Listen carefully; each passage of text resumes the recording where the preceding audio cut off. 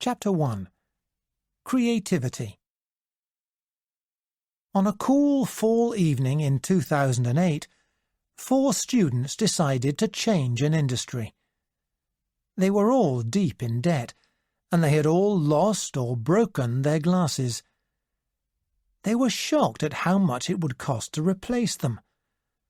One of them had been wearing the same pair of broken and repaired glasses for 5 years. He refused to pay for an expensive new pair. Luxottica, the biggest company in the glasses industry, controlled more than 80% of the market. To make glasses cheaper, the 4 students would need to fight a giant. The 4 had watched Zappos change the shoe market by selling shoes online, and they wondered if they could do the same with glasses. They discussed the idea with friends, most of whom were very negative. Nobody would buy glasses over the internet, they said. People needed to try them first. OK, Zappos had done it with shoes, but there were reasons why it wouldn't work with glasses. If this were a good idea, people said, someone would have done it already. None of the students had worked in internet sales or technology, and they knew nothing about glasses or fashion. But they agreed to start a company. They decided to sell glasses that would cost $500 in stores for $95 online, and they would also give another pair of glasses to someone in the poorer countries in the developing world for each pair that they sold. They called their company Warby Parker.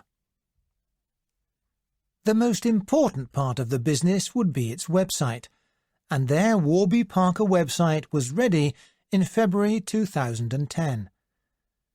They expected to sell 1 or 2 pairs of glasses a day, but in less than 1 month they had 20,000 customers on a waiting list. In 2015, the magazine Fast Company published its yearly list of the world's most innovative companies. Warby Parker was the first company on that list. In the 3 previous years, the winners had been Google, Nike and Apple, companies with over 50,000 employees. Warby Parker had just 500 employees, but in 5 years the company had given more than 1 million free pairs of glasses to the developing world. The company was making $100 million a year and was worth more than $1 billion. Back in 2009, one of those 4 students asked me to invest in Warby Parker. I refused. It was the worst financial decision I have ever made. I needed to understand where I went wrong. Conformity and originality. Years ago, psychologists discovered that there are 2 roads to success: conformity and originality. Conformity means following the crowds down the usual paths.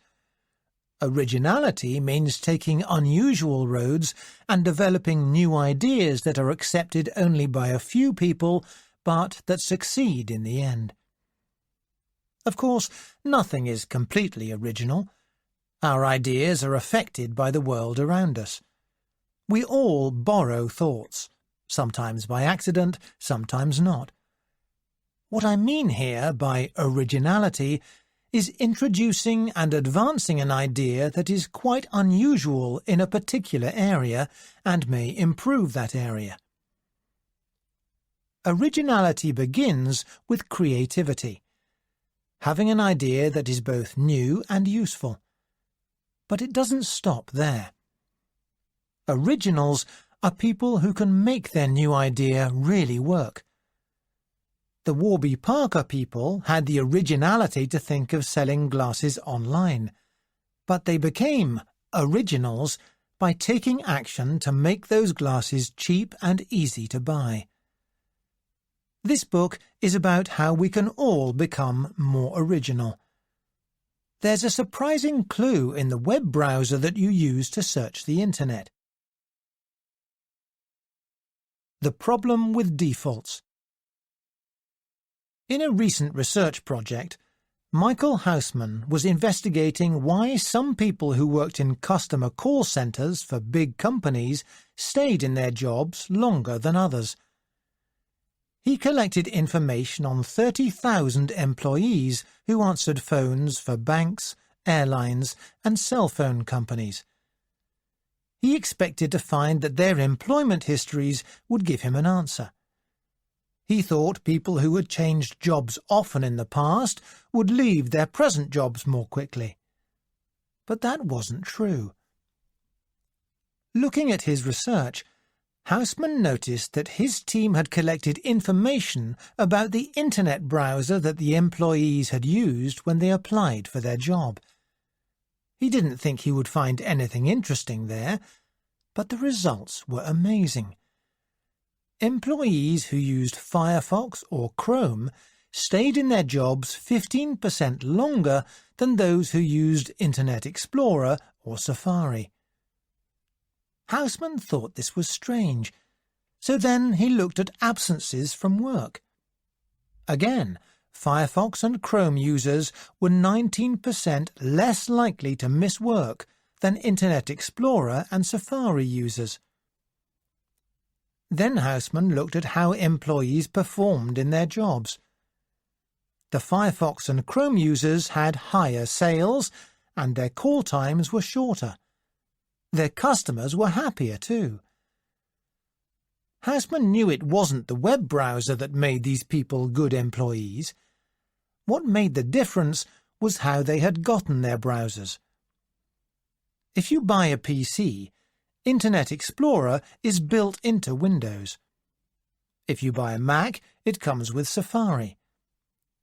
But if you choose to use Firefox or Chrome, you are not accepting the default. It's the same at work. The people who didn't accept the default for their browser did their jobs differently. They didn't always accept the usual answers, and they helped their customers with new ideas.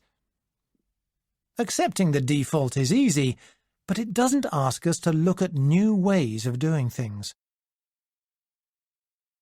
Before the 4 people behind Warby Parker started to think about their company, they knew glasses were expensive, but that had always been true.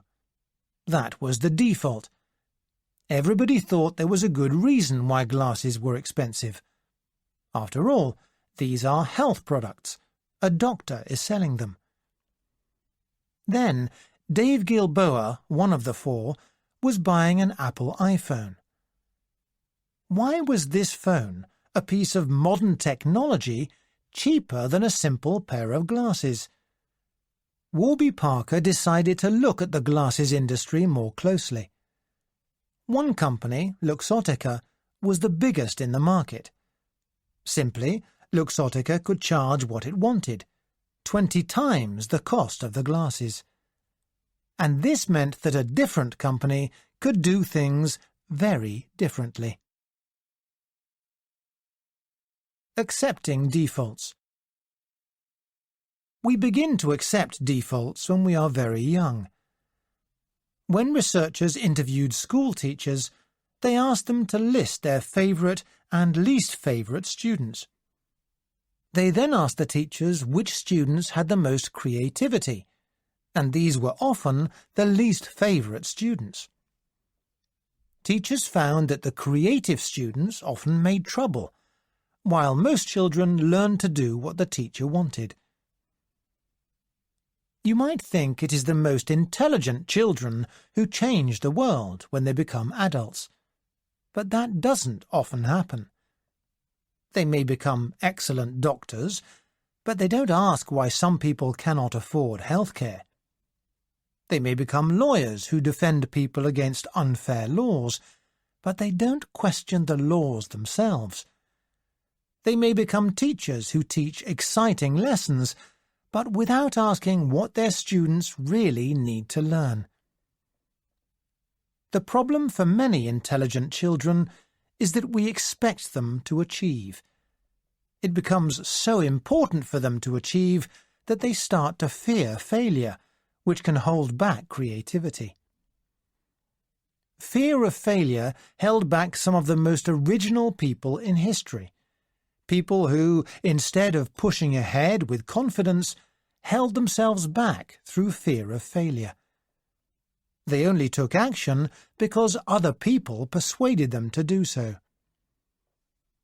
The men who signed the American Declaration of Independence were not natural revolutionaries. George Washington just wanted to go back to his farm, and only became involved because John Adams asked him to command the army. "I have used everything in my power to avoid it," Washington wrote in a letter to his wife, Martha, in 1766. 200 years later, Martin Luther King Jr. wanted to work in the church and as a teacher. But when Rosa Parks refused to give up her seat on a bus to a white man, some people in Montgomery, Alabama, decided to organize a group to support her.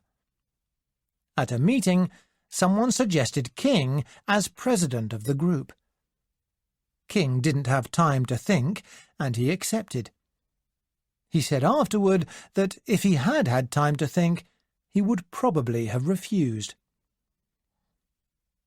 When the church asked Michelangelo to paint the ceiling of the Sistine Chapel in Rome, he wasn't interested.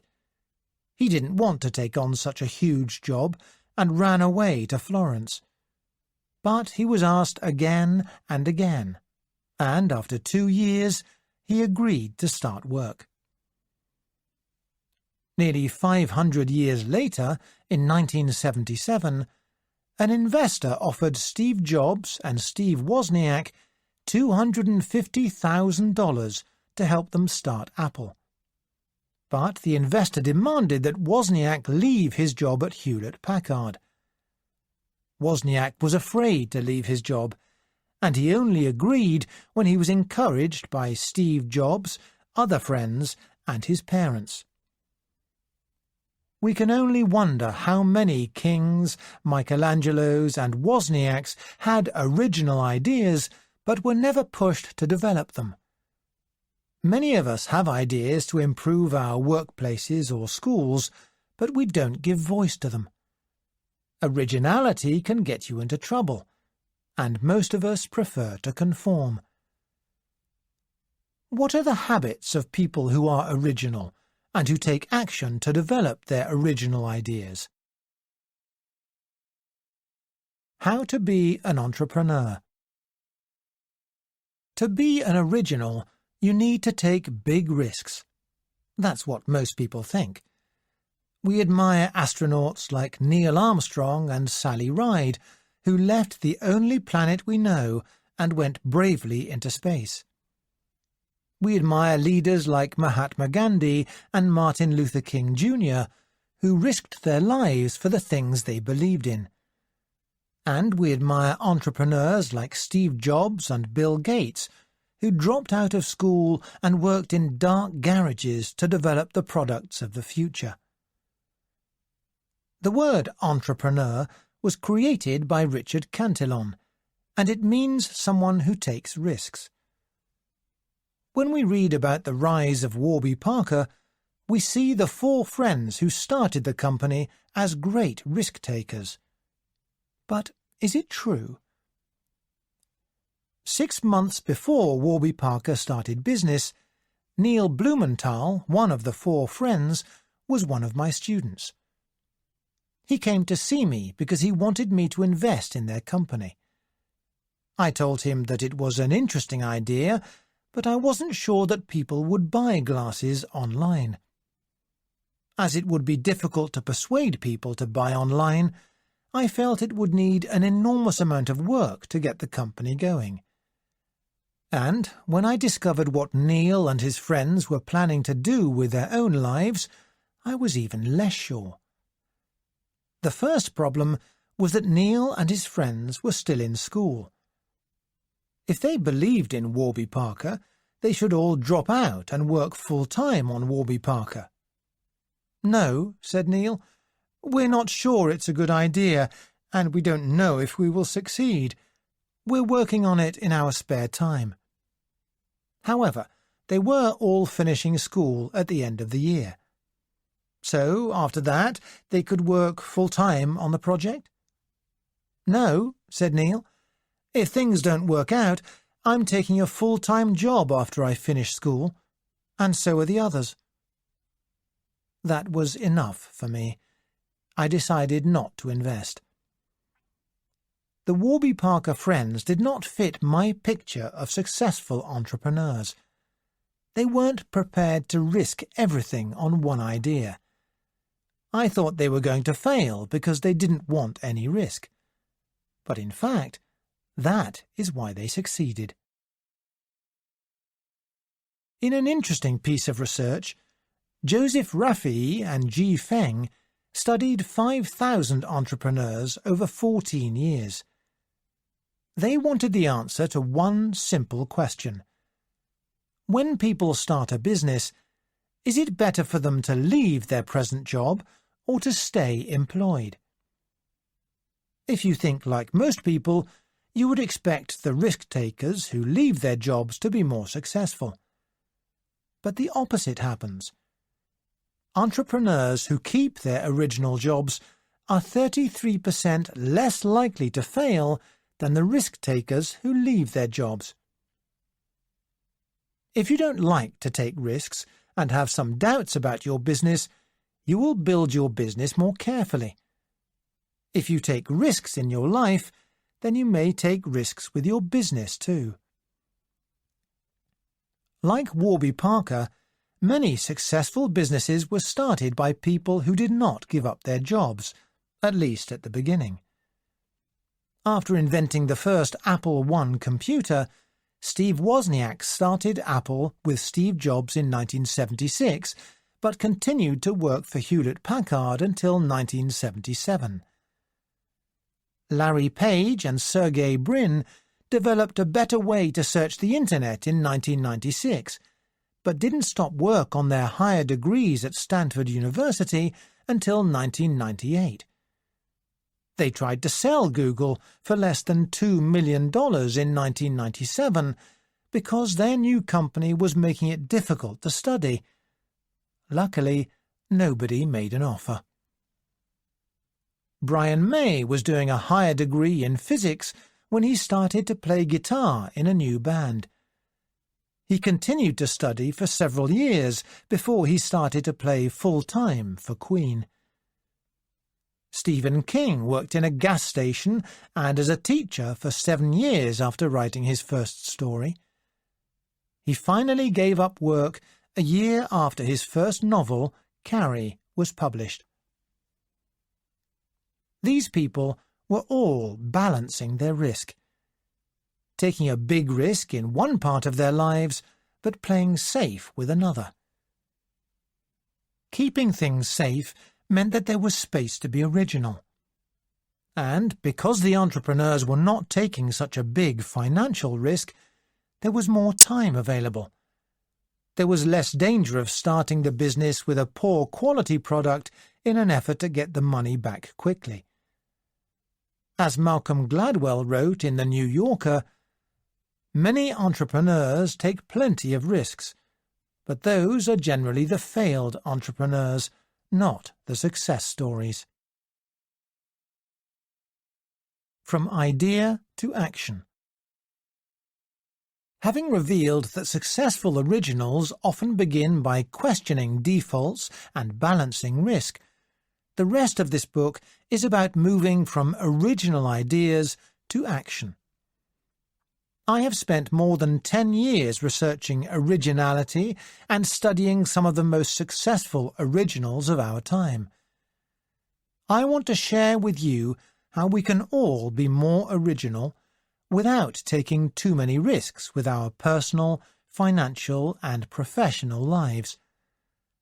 I hope that what I have discovered will help people develop their originality and will help leaders develop originality in their organizations.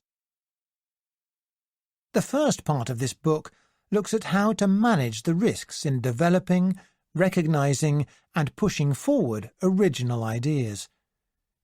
New ideas are risky, and we need to learn how to recognize good ideas and avoid the bad ones. Once you are sure that you have a good idea, the next step is to get other people to understand it. You'll discover how the most popular television show ever nearly didn't get made, and why an entrepreneur told investors the reasons why they shouldn't invest in his company. The second part of this book looks at the choices we need to make when developing original ideas. There are the risks of being first to the market. It's sometimes riskier to move early than it is to be late. Delaying can help entrepreneurs build businesses that are stronger over time, and it can help originals remain creative. I will also look at building coalitions of people to work together, and how, sometimes, it can be useful to work with your enemies. The third part of this book looks at how to develop originality in children, and explains how our family and others make us more or less likely to question defaults. You'll see how whether or not baseball players are the first child in a family affects the risks that they take.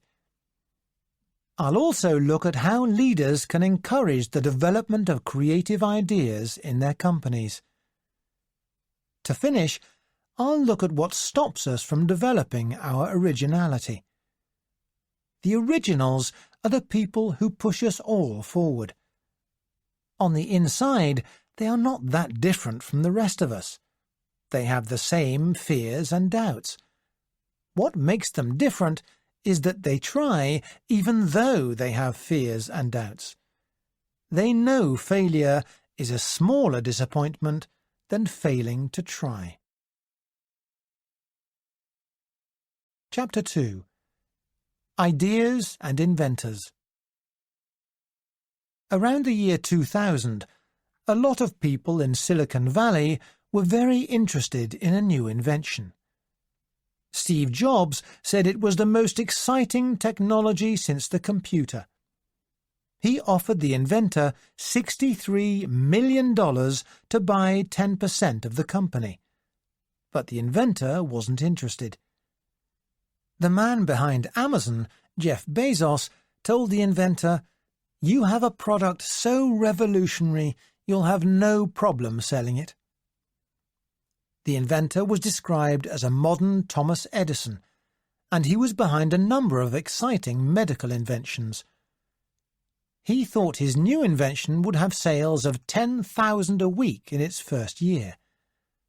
But after 6 years, he had only sold 30,000, and the company still wasn't making money. The invention was expected to change lives and cities around the world, but today it is only used in a few special markets. The revolutionary product was the Segway, a machine with 2 wheels that carries you around. Why did so many people think it was going to be a success? Why did they get it wrong? A few years earlier, 2 writers wrote a 90-minute television program. They had never written for television before, and they soon found they didn't have enough material for 90 minutes, so they decided to write a weekly half-hour show. But when they sent their work to a television company, the people there either didn't like it or didn't understand it. One program was made and shown to a test audience of 100 people. The viewers didn't like it. 600 more people in 4 different cities watched it. The report on those test audiences said nobody in the audience wanted to watch the show again. Surprisingly, the program did make it to television, and, as expected, it wasn't successful. But one person at the television company believed in it, and argued that they should try making some more shows.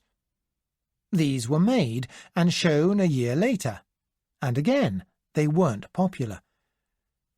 The television company were going to cancel the program, but agreed to do a few more shows when another program was cancelled. One of the writers almost left the show. He had no more ideas.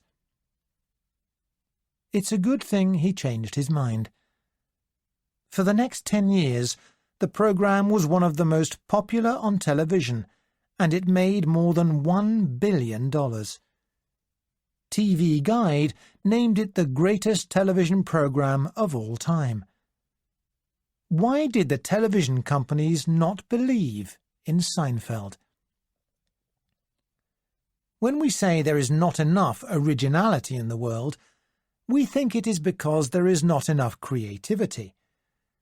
We think that if only people had more new ideas, we would be better off. But the real problem is not new ideas, it's selecting the right ideas. Our companies and countries have many people with new ideas. What they don't have are people who can choose the right new ideas. Segway was a false positive. People thought it would be a success, but it wasn't. Seinfeld was a false negative. People expected it to fail, but it succeeded. This chapter is about selecting the right ideas. We'll look at two people who did expect the Segway to fail, and at the one person in the television company who believed in Seinfeld. We'll see how these people made the right decisions, and how we can become better at choosing the right ideas. Judging creativity. The inventor of the Segway was a brilliant man called Dean Kamen. He had started inventing when he was 16, and some of his inventions were very successful. In the 1990s, he designed the iBot, a wheelchair that could climb stairs. He realized that the technology of the iBot could be used more widely, and he put together a team to design the Segway. He wanted something that would be safe, friendly for the environment, and would help people to move around busy cities. Because it was small, light, and easy to ride, it would be great for mail carriers, police officers, and golfers. But it could also change the way everybody travelled. The Segway was the most amazing technology he had ever created. Kamen thought it would replace the car, in the same way that the car had replaced the horse. But inventors are not the best people to judge their own inventions. Studies show that most of us are bad at judging ourselves. For example, 70% of high school seniors think they are above average leaders. 2% think they are below average. 94% of college professors think their work is above average. In two different companies, 32% and 42% of engineers estimated they were in the top 5% in their work. When we have developed an idea, we are usually too close to it to judge it accurately. In music, many experts think Beethoven was a good critic of his own music. But Beethoven's own favourite pieces have not been the ones played most. Aaron Cosbelt looked at letters where Beethoven judged 70 of his works and compared Beethoven's estimates with those of other experts. Of those 70 works, Beethoven estimated 15 false positives, works that he thought were important but that are not, and 8 false negatives, works that he thought unsuccessful but that are now judged very highly. That's 33% wrong, even though Beethoven was judging his work after audiences had heard and judged it.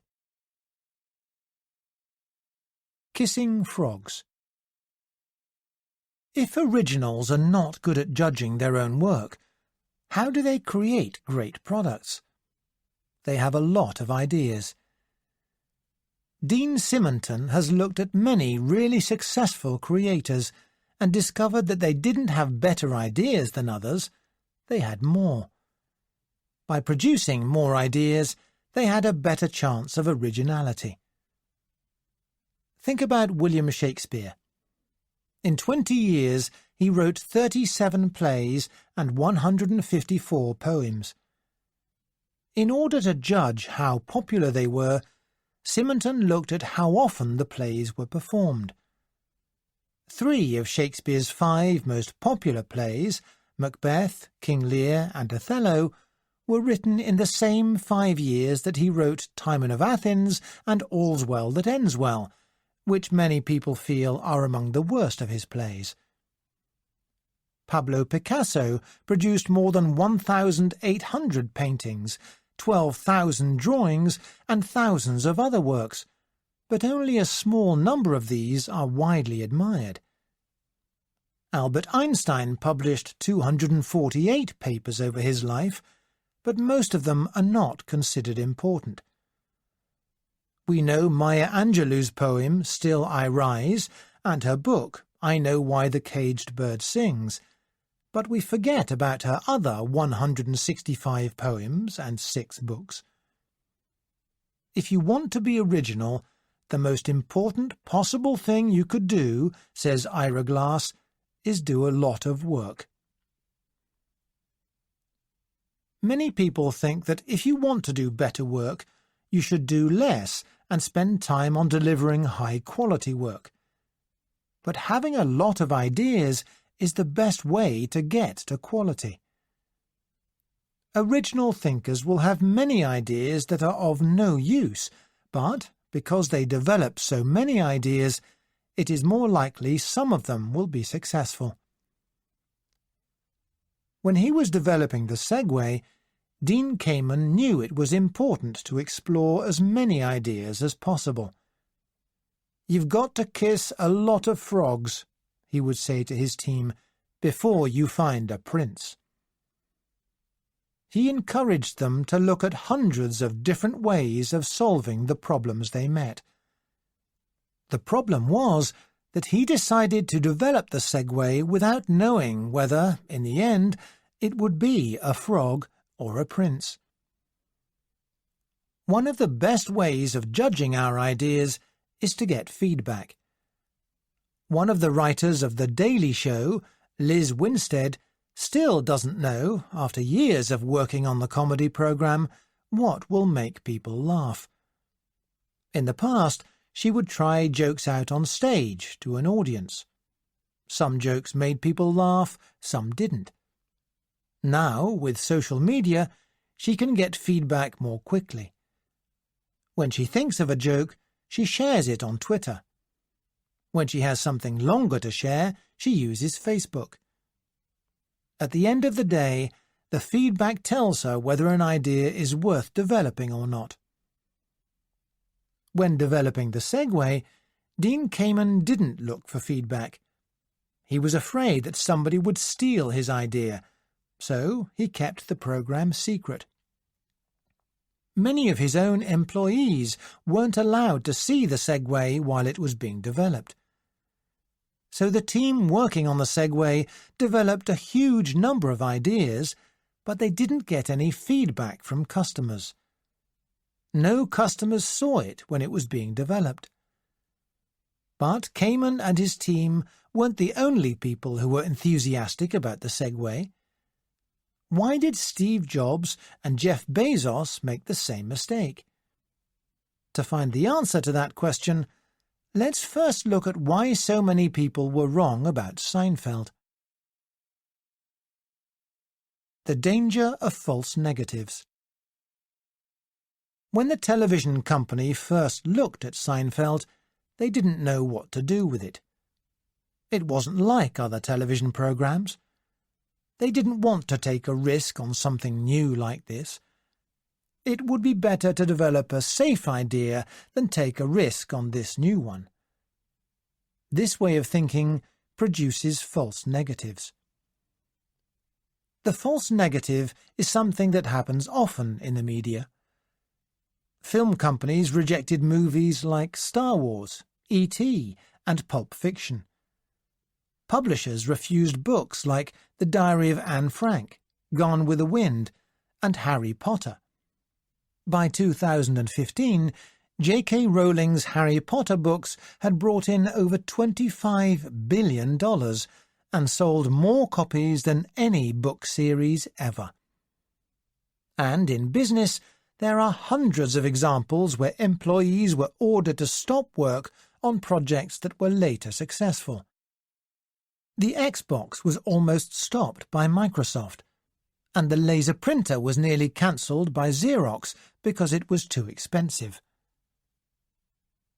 When we see something unusual, we often refuse it and look for reasons why it may fail.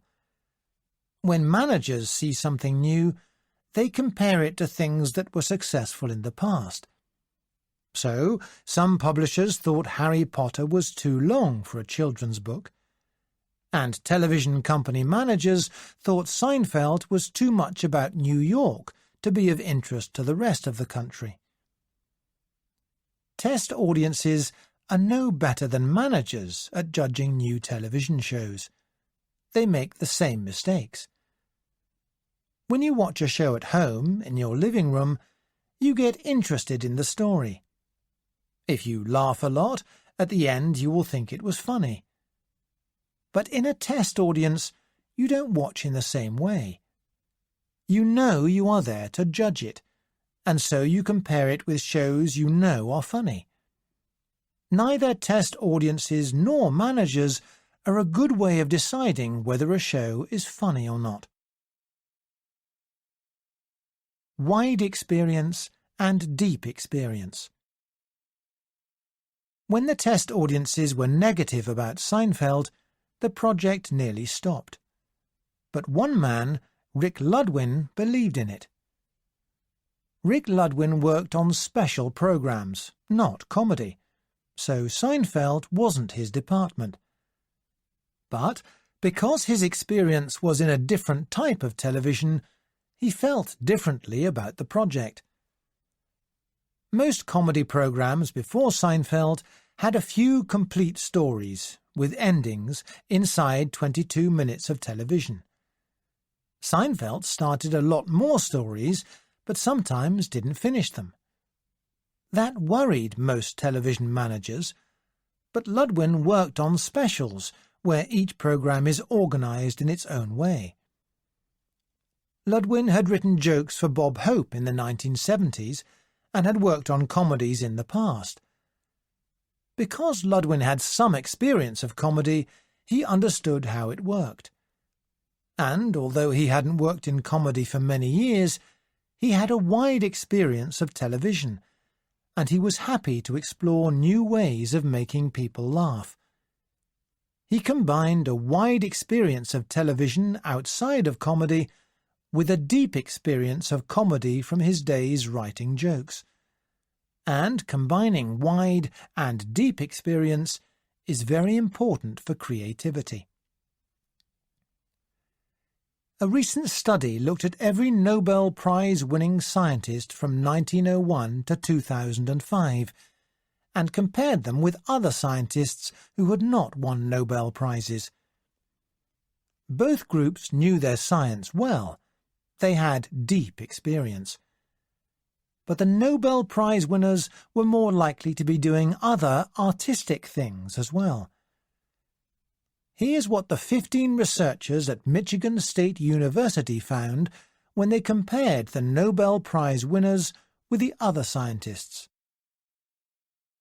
Artistic activity, Nobel Prize winners compared to other scientists.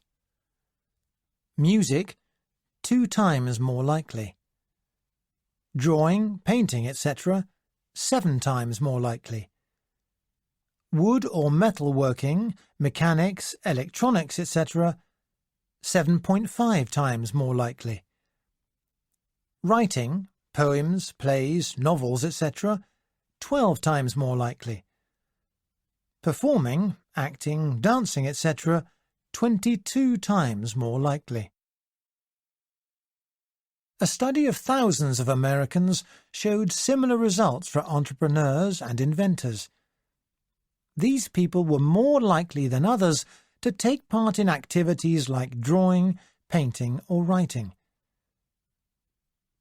In a study of the fashion industry, a team of researchers led by Frédéric Godard looked at the cultural experience of fashion designers. The most creative work came from designers who had worked in foreign countries, but Godard found 3 especially interesting things about this experience. Firstly, living in a foreign country didn't help creativity. It was working there that was important. The most original work came from designers who had worked in 2 or 3 different countries. Secondly, the more foreign the country, the better. For an American, working in Canada didn't help a lot. Working in Korea or Japan helped more with originality. Thirdly, the experience was better if it was deep. A few weeks wasn't useful. The most creative designers had spent 35 years working in other countries. Where Steve Jobs went wrong. When Steve Jobs first got on a Segway, he refused to climb off. When Dean Kamen wanted other investors to try it, Jobs let them, but soon got back on again. He invited Kamen to dinner and told him his Segway was as original as the computer, and he wanted to be involved. Steve Jobs was famous for making decisions through intuition, rather than investigating carefully. Why did he get it wrong this time? There were 3 main reasons. He didn't have experience of this area of business. He felt too confident because of his success in other areas of business, and he was very enthusiastic. Let's start with experience. Jobs and the other early investors in Segway, like Jeff Bezos, knew nothing about transportation. They were originals in their area, but that did not make them good in other areas. Intuition can be helpful, but it works best when we have experience of what we are looking at. The Segway was a brilliant machine, and it was huge fun to ride it. But it was difficult for people with no transportation experience to judge it. One man who did understand the problems with Segway was Randy Komisar. He looked at the transportation market and realized that the Segway wasn't going to replace the car. It would replace walking or cycling. But he didn't think it was a product many people would want. It was exciting to ride, but it was a lot of money to pay for something that replaced walking. And at that time, nobody knew whether governments would allow it on sidewalks. Komisar thought there would be a market in mail or police services or for golfers. But Jobs still thought that Segway was too exciting to fail. Jobs' next problem was that he had been very successful in one area of business, so he thought he understood all areas of business. The more successful people are in the past, the worse they perform when they work in a new area. He was so sure his intuition was right that he didn't check his intuition with people who understood transportation. When Kamen talked with investors like Jobs about Segway, he spoke about countries like China and India, which were building cities the size of New York every year. These cities would be full of cars, and that would be really bad for the environment. He was enthusiastic, and the investors liked that enthusiasm. When we look at a new idea, the enthusiasm of the inventor can make a big difference. Enthusiasm is important for inventors, but entrepreneurs need to be more careful. Thoughts on selecting ideas. My failure to invest in Warby Parker was a big false negative. I had never owned glasses, so it was hard for me to think about people who did. I had deep experience of glasses. I had spent 2 years doing research in a company that made and sold glasses through stores, but I didn't have wide experience. 3 of the 4 men behind Warby Parker wore glasses, and the 4th, Neil Blumenthal, had worked for 5 years in Asia, Africa, and Latin America, helping women to start businesses. One of the businesses he helped with was selling glasses, so he knew that glasses could be made much more cheaply than people think. The Warby Parker entrepreneurs were also careful to get everybody in the company involved in development. Nothing was secret, and ideas were shared on a Google document where everybody in the company could read them. And people could give feedback on new ideas as they appeared. If Segway had done the same as Warby Parker, they may have avoided some of their problems. But Kamen is still a great inventor, especially in the area of healthcare. As an inventor, he should be having the great ideas, but then sharing them with others and getting feedback on which inventions are the most useful. In 2013, 300,000 patents were taken out in the United States. The chances that any of these inventions will change the world are tiny. One creative inventor with lots of inventions has a better chance that one invention over his or her whole life will make a difference. And when we judge these inventors, we don't look at their least successful ones, we look at the best. Chapter 3. Speaking the Truth. In the early 1990s, a CIA, Central Intelligence Agency, employee called Carmen Medina worked in Europe for 3 years. When she returned to the United States, she found that leaving the United States had made it difficult to get an interesting job in the CIA, and she began to look for other ways to help the organization. During the time she worked for the CIA in Europe, she had noticed that there was a big problem with information sharing in the organization. Information was shared by finished intelligence reports, which were sent out once a day. The experts who wrote them had no way of sharing ideas before the reports went out. Things change very quickly in intelligence, and it was taking too long for the right information to reach the right people. Carmen Medina suggested that, instead of using printed paper documents, departments could put their ideas immediately onto Interlink, a secret internet used by the CIA. Her managers weren't interested. The internet was dangerous, and intelligence had to be secret. With printed documents, you could be sure the right people had the right information. It would be very dangerous if the wrong people got secret information. Medina kept talking about her idea, but everybody told her to be quiet.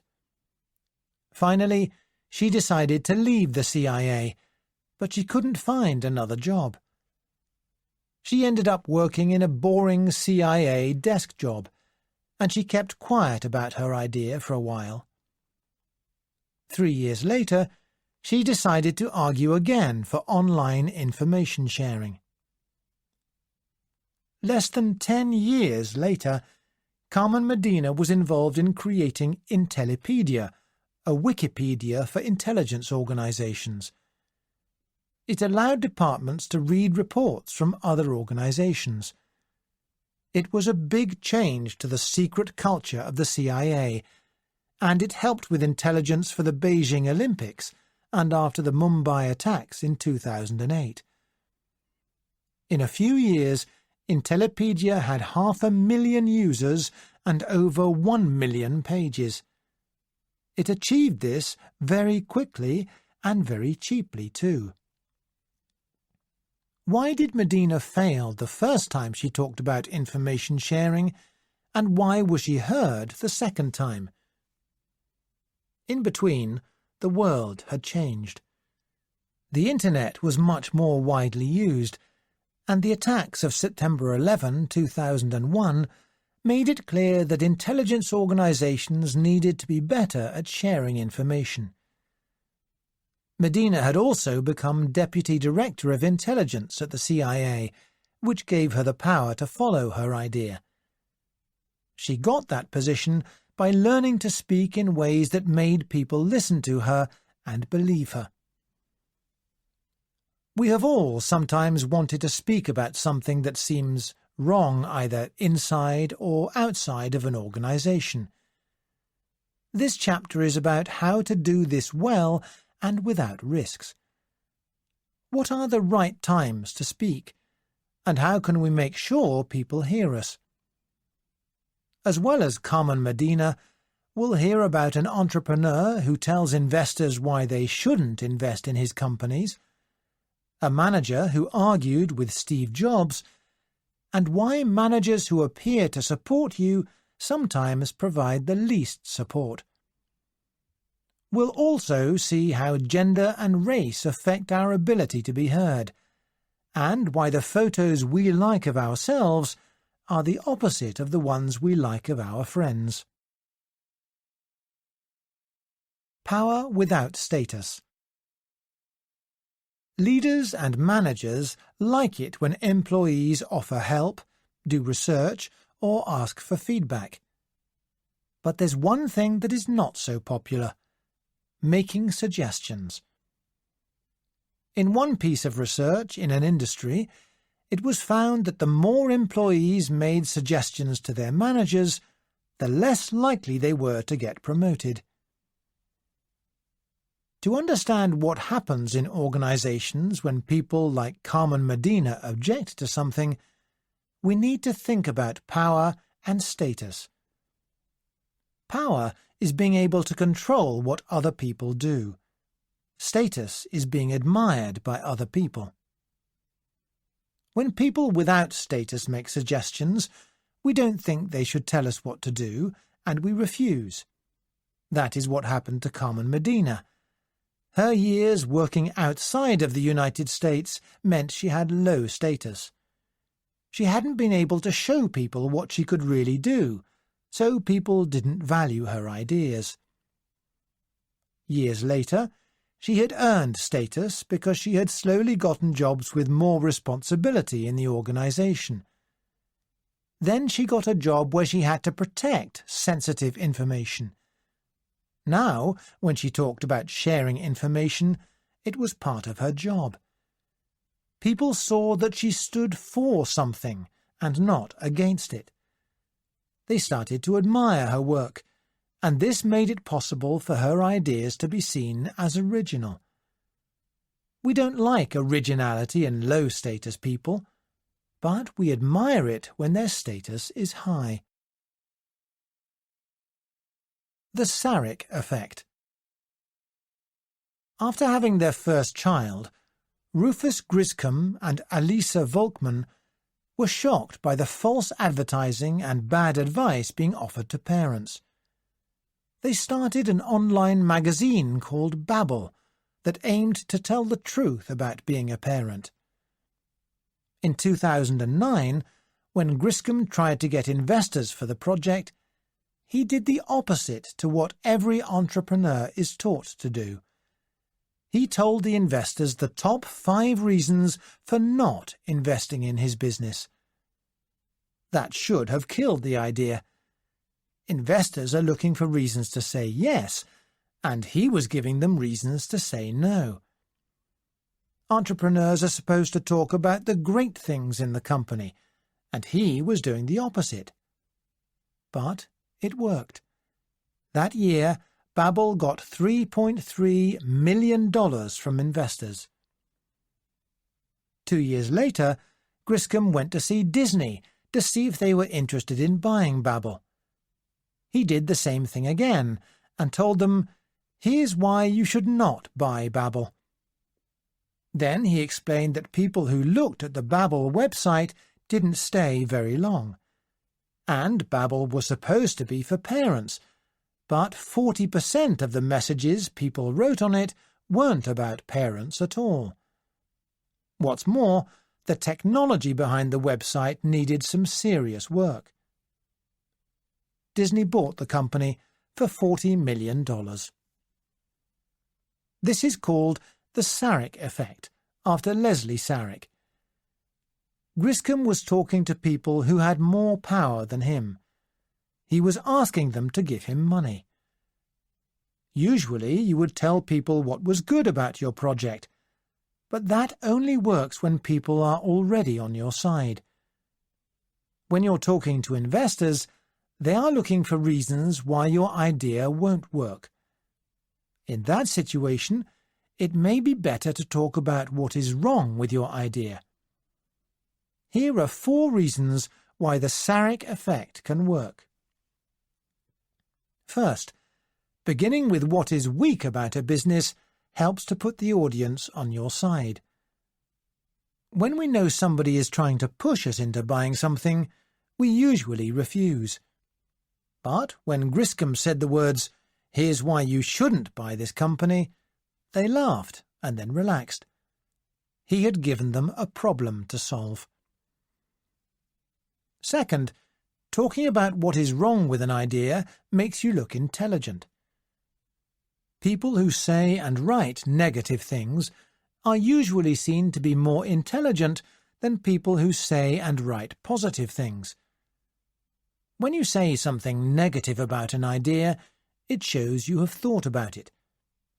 In Griscom's case, it showed he knew there were problems and he wasn't trying to hide them. Third, talking about the problems with your business means that investors will trust you more. When Griscom talked about his problems, it made him look honest. Of course, talking about the problems doesn't work if your audience doesn't know about them, but Griscom's audiences were going to give him a lot of money. They were looking at his business very carefully, so he couldn't hide the problems anyway. They would find them. Also, investors thought that if he was admitting what was wrong with his business, there was probably a lot that was right. Fourth, audiences are more likely to support an idea when the problems are made clear.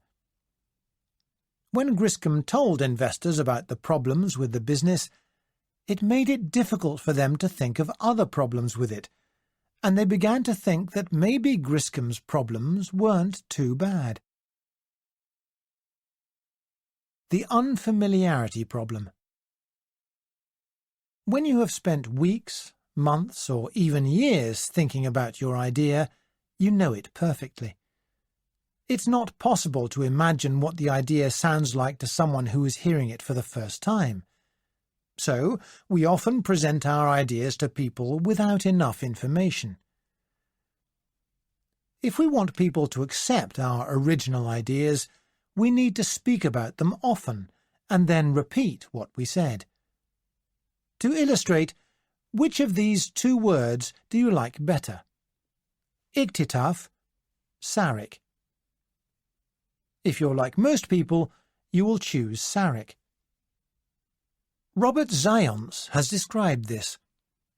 He showed people nonsense words like Iktitaf and Sarek and asked them which they preferred. If they had never seen either word before, they liked them equally. But when they had seen one of the words twice before the test, they preferred that one. And if they had seen it 5, 10, or 25 times, they liked it even more. I used Sarek 4 times earlier. There is nothing called the Sarek effect, and there is nobody called Leslie Sarek. I invented them to show how seeing the word already can affect you. Rufus Griscom is real, however, and so is everyone else in this book. My favourite test of this is when people looked at photographs of themselves and their friends. Some of the photos were inverted, as though in a mirror, and some were not. People liked the photos of their friends when they weren't inverted, because that's how they are used to seeing them.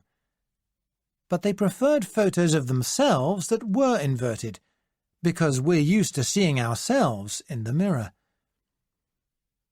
One reason for this is that the idea or picture we're used to is easier to understand. Something that we don't know takes more effort, and that makes us uncomfortable. Making people uncomfortable. When Carmen Medina made no progress the first time she talked about information sharing, she thought about leaving the CIA. She stayed, but she didn't speak up to her managers again about her ideas for a long time.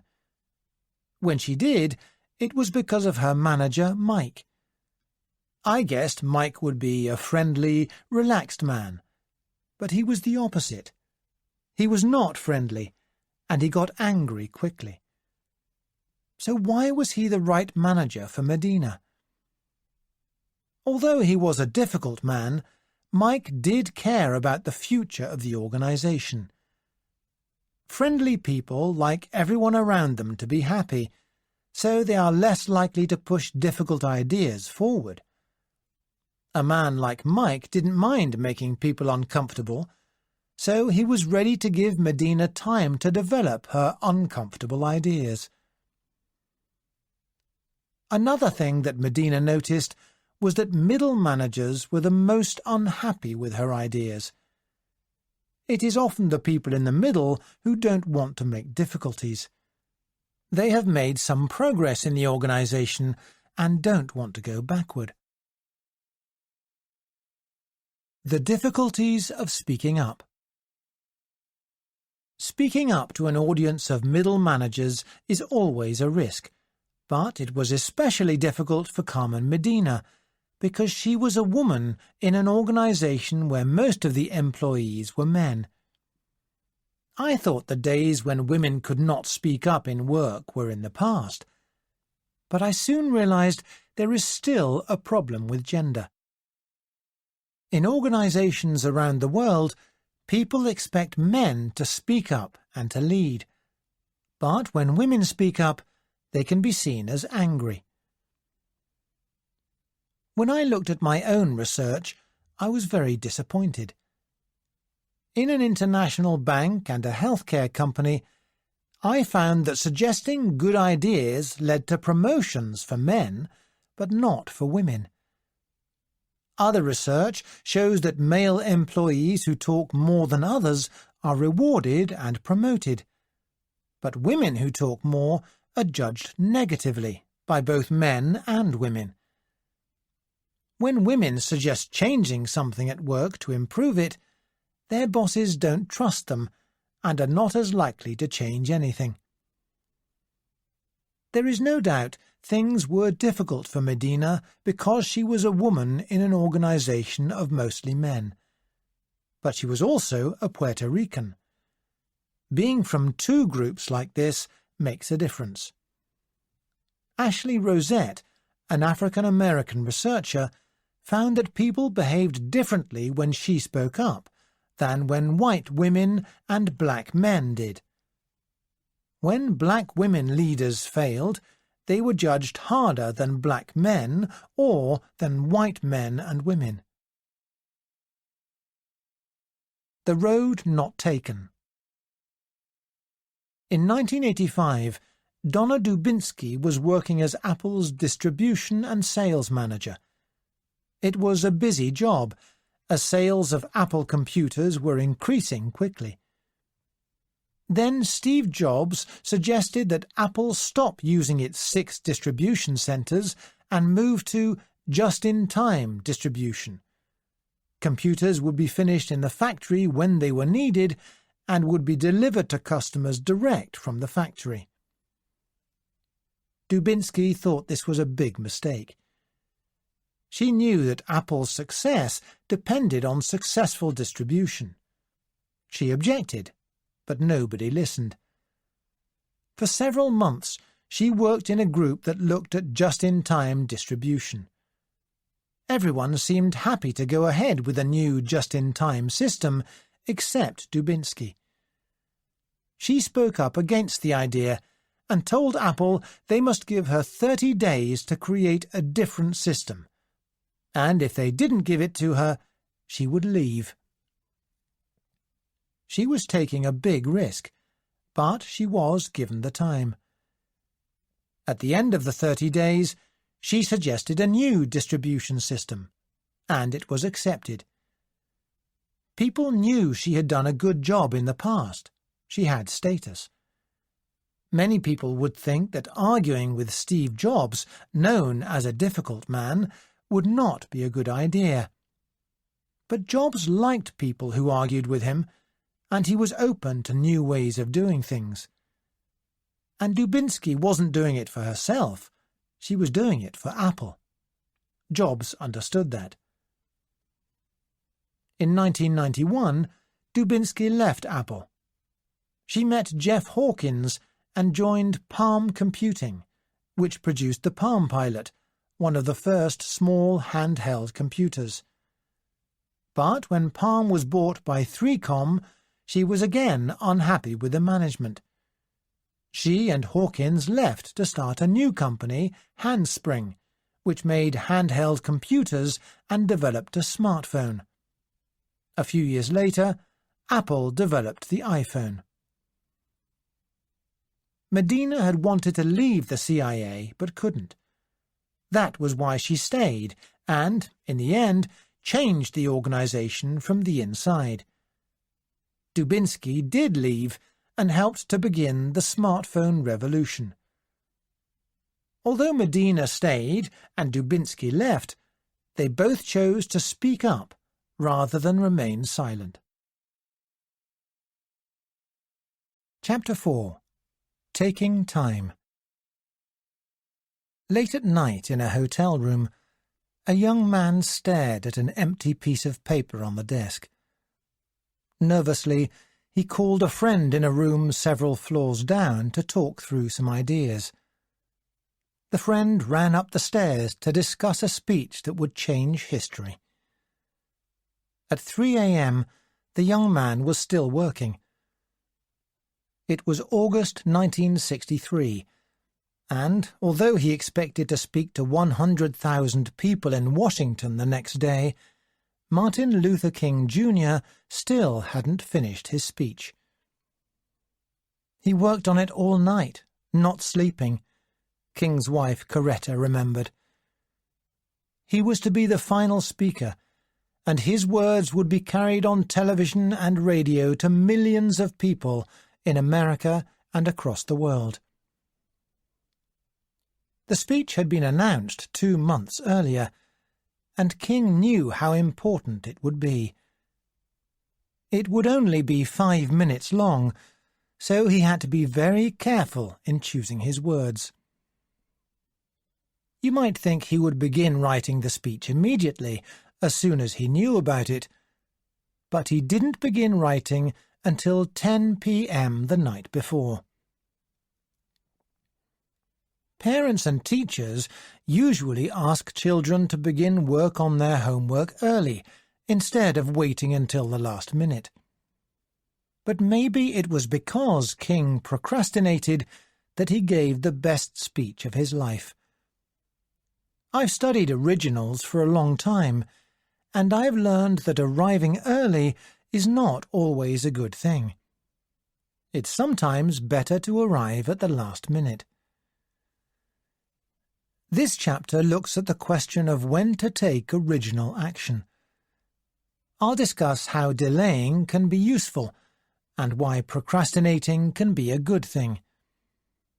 I'll look at how entrepreneurs who are first to market with a product can have difficulties, why older innovators are sometimes better than younger ones, and how leaders who want to change things wait patiently for the right time.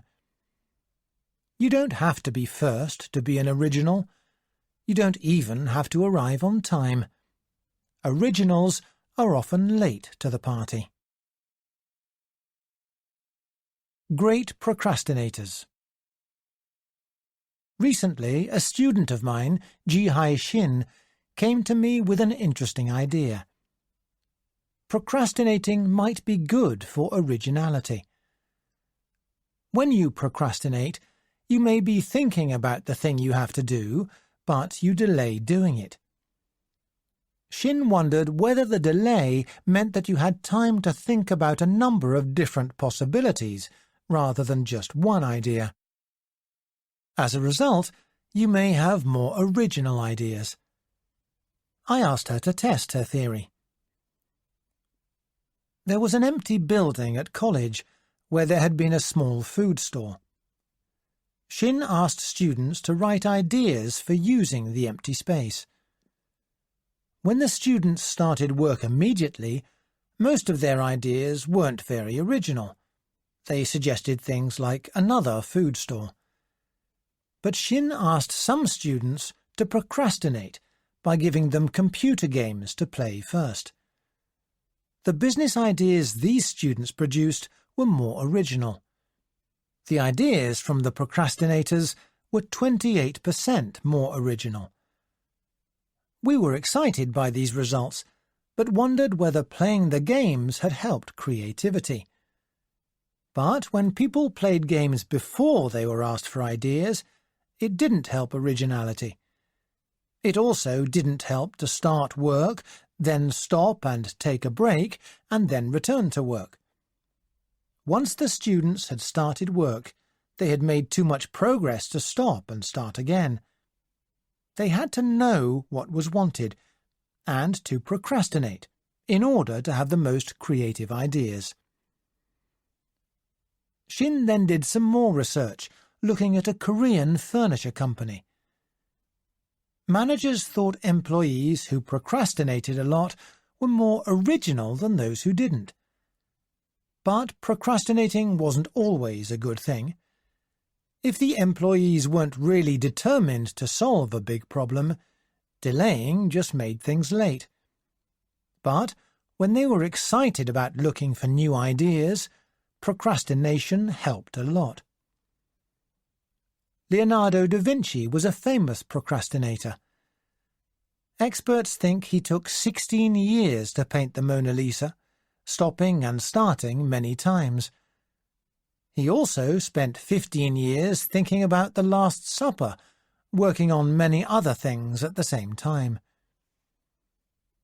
In American history, there may be only one speech as famous as King's, Abraham Lincoln's Gettysburg Address. In just 272 words, Lincoln made clear that the Civil War was about freedom and equality. Lincoln was invited to give the speech 2 weeks earlier. By the day before, he had only written about half of the speech.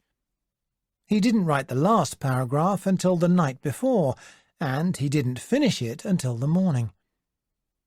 He waited because he wanted to be sure the speech was right. In the summer before his I Have a Dream speech, King got advice from 3 people about what he should say and how. He also discussed the speech for a long time with Clarence Jones, who had written some of his other speeches.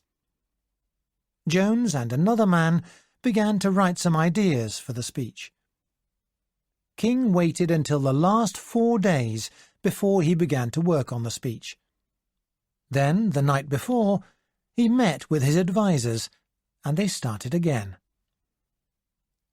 By delaying the work on the speech, King was giving an example of the Zeigarnik effect. The Russian psychologist Bluma Zeigarnik showed that people remember unfinished things better than finished things. Once something is finished, we stop thinking about it. But if it's not finished, it is still there in our minds. When King finally asked Jones to write the complete speech, he had a wide range of ideas. But that wasn't the only good thing about procrastinating. I Have a Dream. 50 years after King's famous speech, we can all remember 4 words: "I have a dream." I was very surprised when I looked at the speech King had written, and the words were not there. Jones didn't put them in, and King did not add them. While he was speaking, the singer Mahalia Jackson was behind him. She shouted, "Tell them about the dream, Martin." He continued with his speech, but she shouted it again. In front of a crowd of 250,000, with millions more watching on television, King pushed his notes to one side and talked about his dream. According to Drew Hansen in his book The Dream, King was still cutting out lines and writing new ones just before he started to speak. He was even making changes as he walked up to give the speech. And he didn't read the words exactly. He changed things slightly, like a jazz musician. It was 11 minutes into the speech that he started to talk about his dream, and he added so much to the speech that he spoke for much longer than expected. King had procrastinated, but he had given more than 350 speeches in the year before the I Have a Dream speech. He had material in his head that he could use when he needed it. He put his speeches together from pieces of all his other speeches. Pioneers and settlers. After working on starting over 100 new companies, Bill Gross did some research to find out why some companies succeeded and others failed. The biggest reasons were not the quality of the ideas, the people in the team, or the amount of money invested. The number one thing was timing, Gross said. 42% of the difference between success and failure was timing. Most Americans believe it is better to be the first mover. We want to be leaders, not followers. If you are the first to market with a new product, you can learn about the market more quickly and get the most customers. By doing that, you stop the competition, because it will be hard to persuade those customers to change.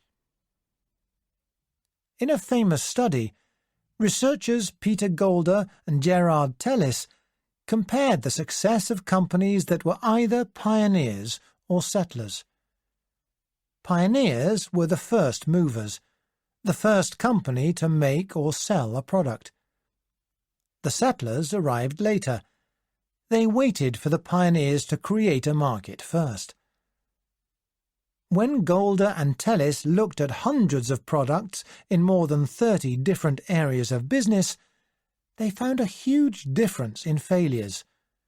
47% for pioneers and just 8% for settlers. And even when the pioneers did survive, they only got around 10% of the market, compared with 28% for settlers. Surprisingly, the problems for the first mover are often huge. Pioneers may sometimes get a big part of the market, but they usually have a big risk of not surviving, and they often don't make much money. If you're thinking of moving into a new area of business, you need to stop and think about timing. But researcher Lisa Bolton found something more frightening. Even when entrepreneurs know it is risky to be the first mover, they don't believe it. We can all think of pioneers who succeeded, and we've forgotten those who failed. So what are the reasons that settlers do better than pioneers? First, many people think that settlers are just copying the pioneers, but that isn't really true. They may be waiting before introducing something new. They may be working on something that is better than the products in the market now. In home video games, the pioneer was Magnavox Odyssey, which started with simple sports games in 1972. A settler, Nintendo, started to manage the distribution for Odyssey in Japan in 1975, and then, in the 1980s, started to sell the Nintendo Entertainment System, with games like Super Mario Bros. Nintendo's games improved on the older games. It was easier to play them, and the characters were interesting. You don't have to be first to be original. You have to be different and better. In the 1990s, a banker, Joseph Park, was at home in his apartment.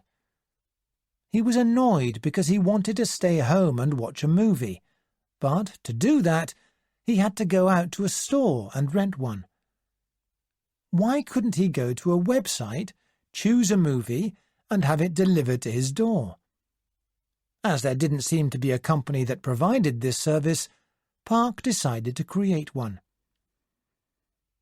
Although Park collected $250 million from investors, his company, Cosmo, only survived until 2001. The biggest mistake was that Cosmo promised to deliver movies in 1 hour, and spent a lot of money on distribution to try and make that possible. If Park had moved more slowly, he might have realized that delivering movies in an hour wasn't going to work. A lot of people wanted online movies, and Netflix was just beginning. Maybe Cosmo could have competed with movies by mail, and then it might have been able to move to delivery online. Second, it seems that people who choose to move late may be better suited to succeed. Risk-takers like to move first, and they may make their decisions too quickly. Entrepreneurs who want to avoid risk watch the market and wait for the right time. In research into software companies, Elizabeth Pontiquez and William Barnett found that when entrepreneurs waited for the market to cool down, they were more likely to succeed. Third, as well as avoiding some risk, settlers can look at their competitors' products and make their own products better. When you are first, you have to make all the mistakes yourself. Settlers can watch you and learn from your mistakes. Fourth, pioneers often stay with the first products they sell. Settlers can watch how the market changes and change their products so they remain right for the changing market. Settlers can also wait for the market to be ready for them. When Warby Parker started, people had been selling products online for 10 years, even though the idea hadn't worked before for glasses. The theory of pioneers and settlers is true outside of the world of business as well.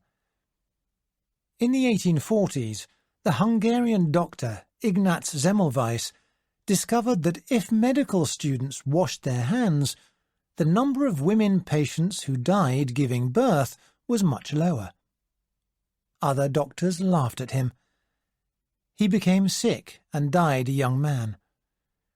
20 years later, the research of Louis Pasteur and Robert Koch showed Semmelweis to be right. I don't want to say that it is never good to be first. If we all wait for someone else to move first, nothing original will ever be created. Someone has to be the pioneer, and sometimes they are successful. This is often true when there is a patent behind the product, or when a product becomes more valuable as more people use it, such as social media. But, in most cases, the chances of success are not higher if you move first. And when the market is not clear or unknown, then being a pioneer is a huge risk. The lesson here is that if you have an original idea, it's a mistake to think you must move first before your competitors. Procrastinating can make it easier to achieve something, and in the same way, delaying market entry can give us the chance to learn more and reduce risk.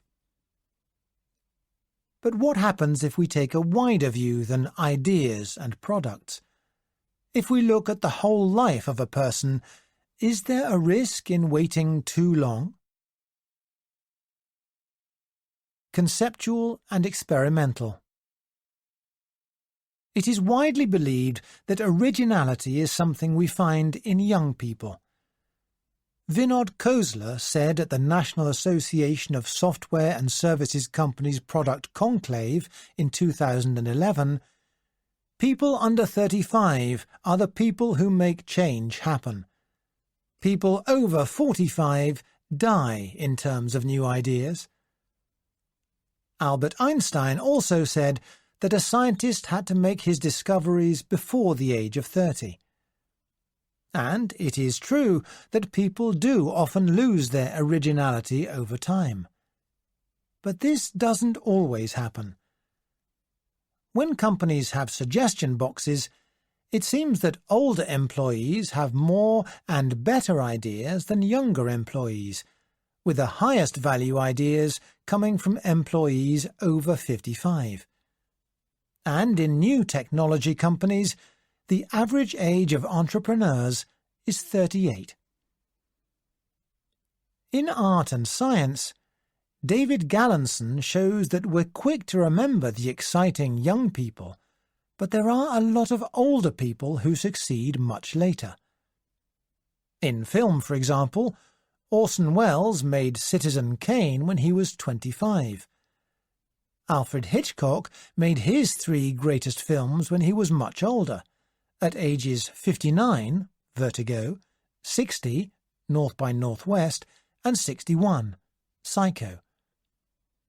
Why are some people creative early, while others start to be creative later?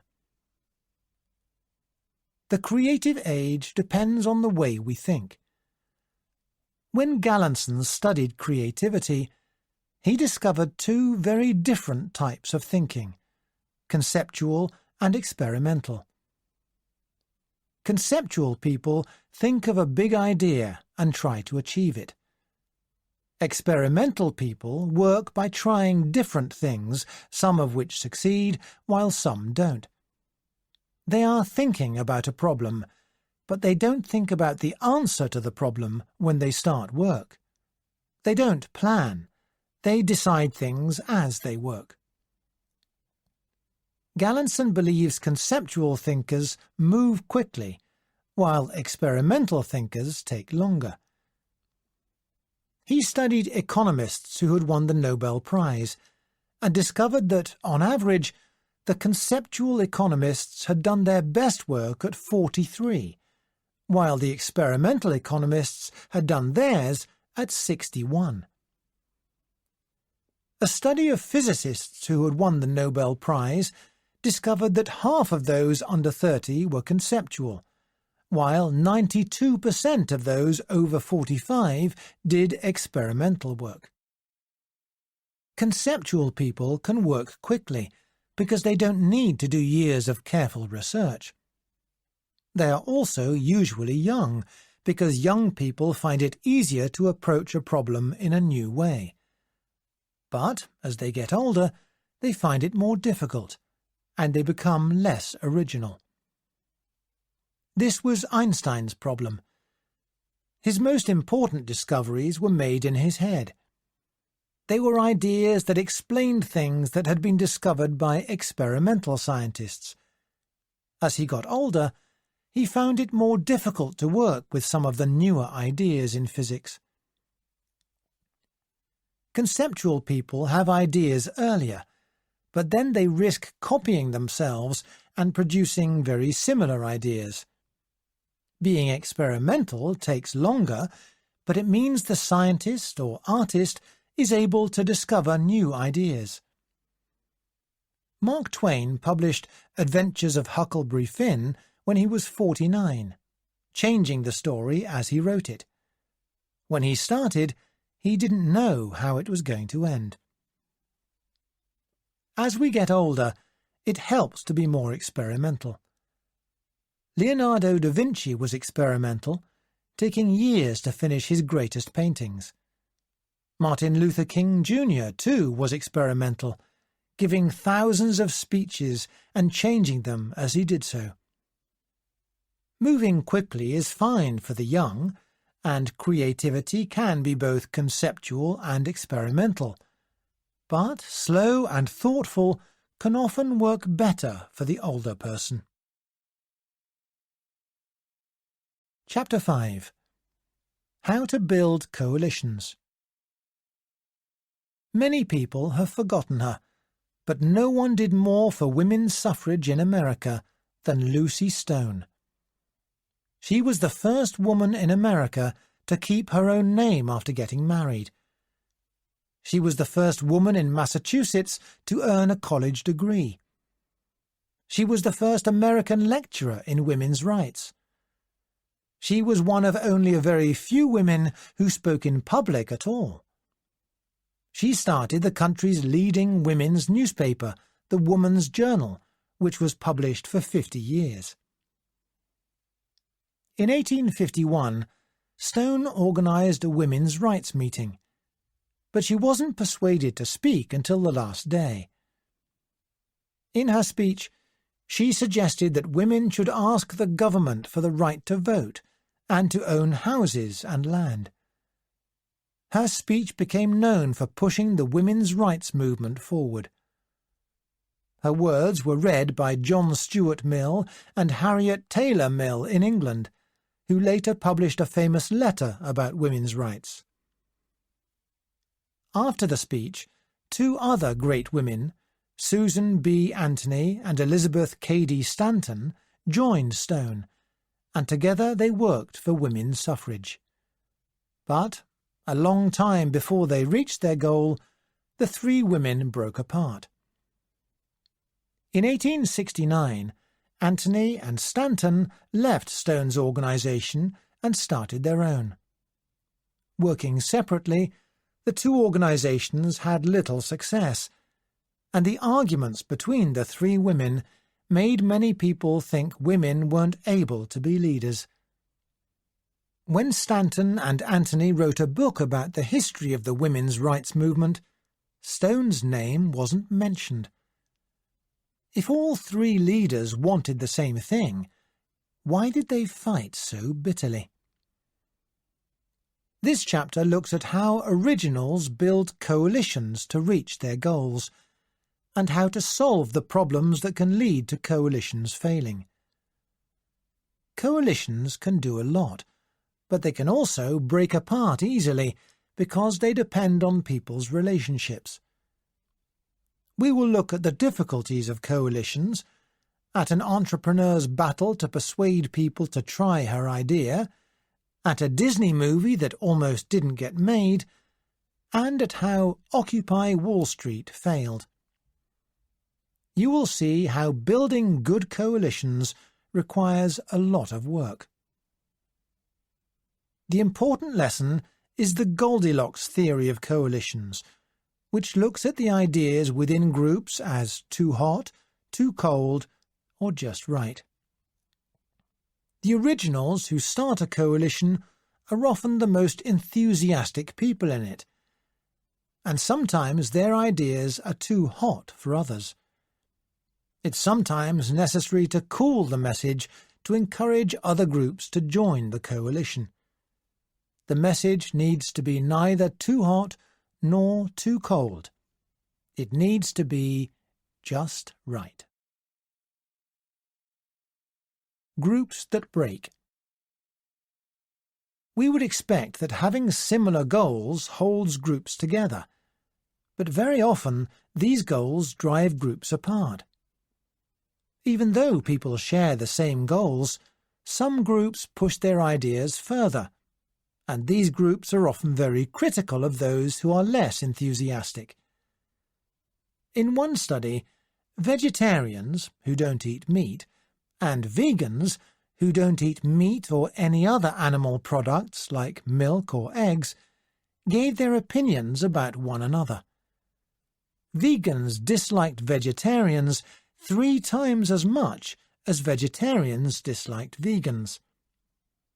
The vegans with the strongest opinions thought that vegetarians were weak.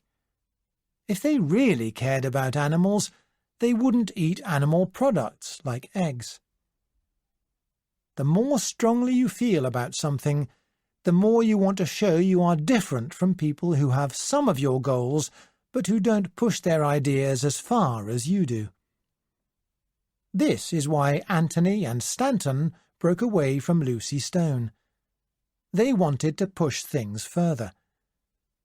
Things got really bad when Anthony and Stanton argued against giving African American men the vote.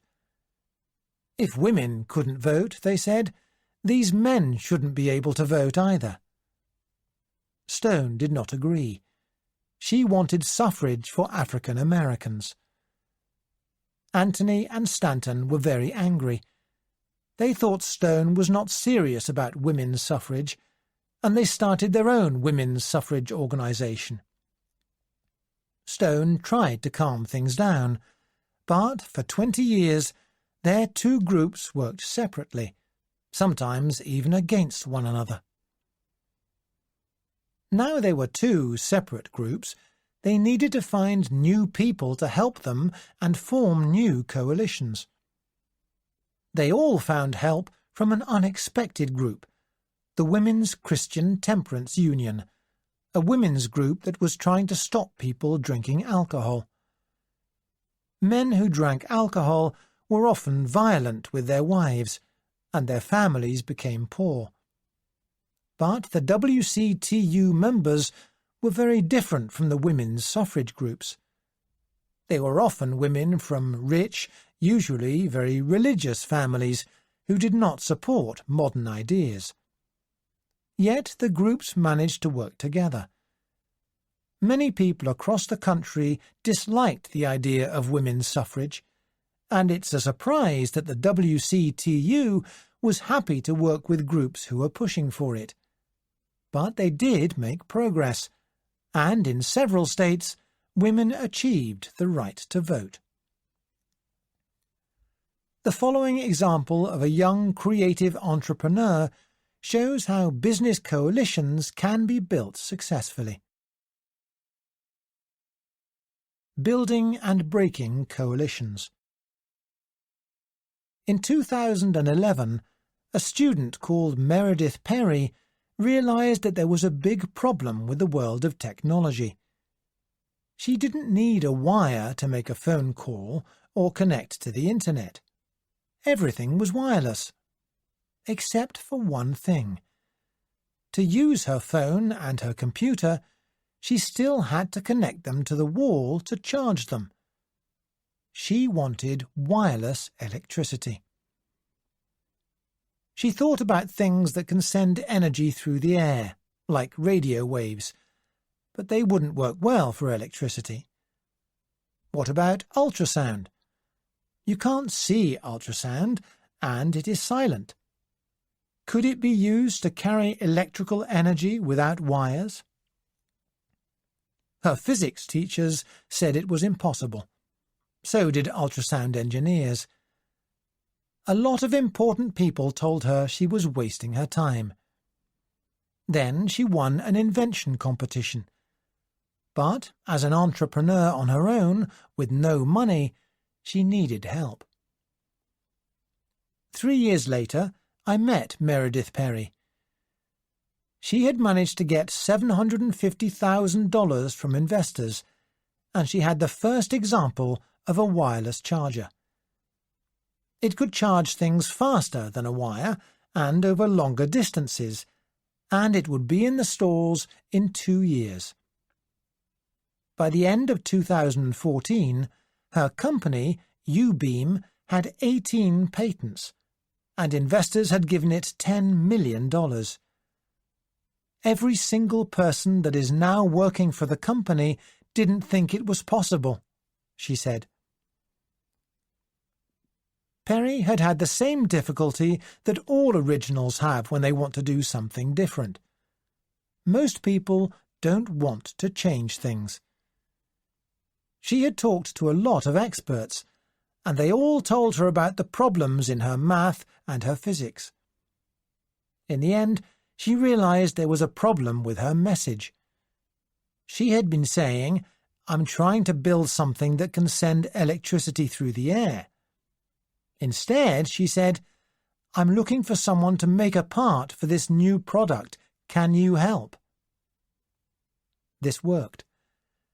By breaking up the project into parts, she found people who would design those parts. Soon she had people working on the project. She stopped talking about the most exciting part of her idea, the wireless electricity, because that shocked people. She had moved her question from why to how. Instead of talking about why she wanted something, she talked about how she needed to get there. By talking about smaller parts of the project, she found people who would work with her. When she couldn't find engineers to make a big jump, she found engineers who would take a few small steps. Although it's usually a good idea for creative people to explain why they want to do something, if their idea moves too far from what people think is possible, it may just frighten them away. Coalitions often break up when one group is more extreme than the other groups.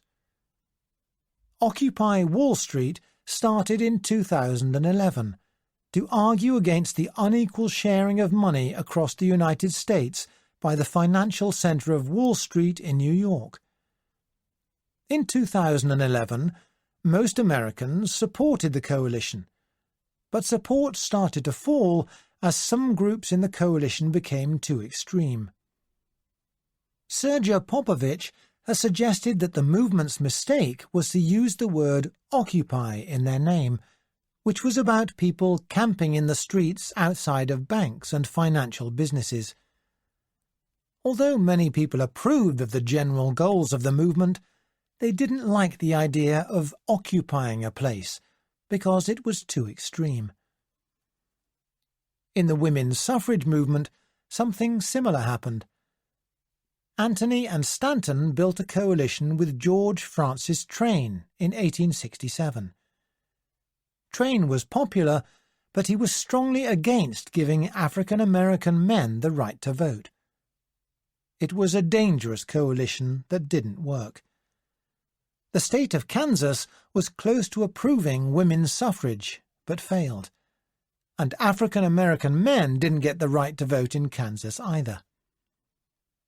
Later, Anthony and Stanton put together a coalition with Victoria Woodhull, who was a woman with very strong views and believed that women should have the right to love who they wanted and, as she said, to change that love every day, if I please.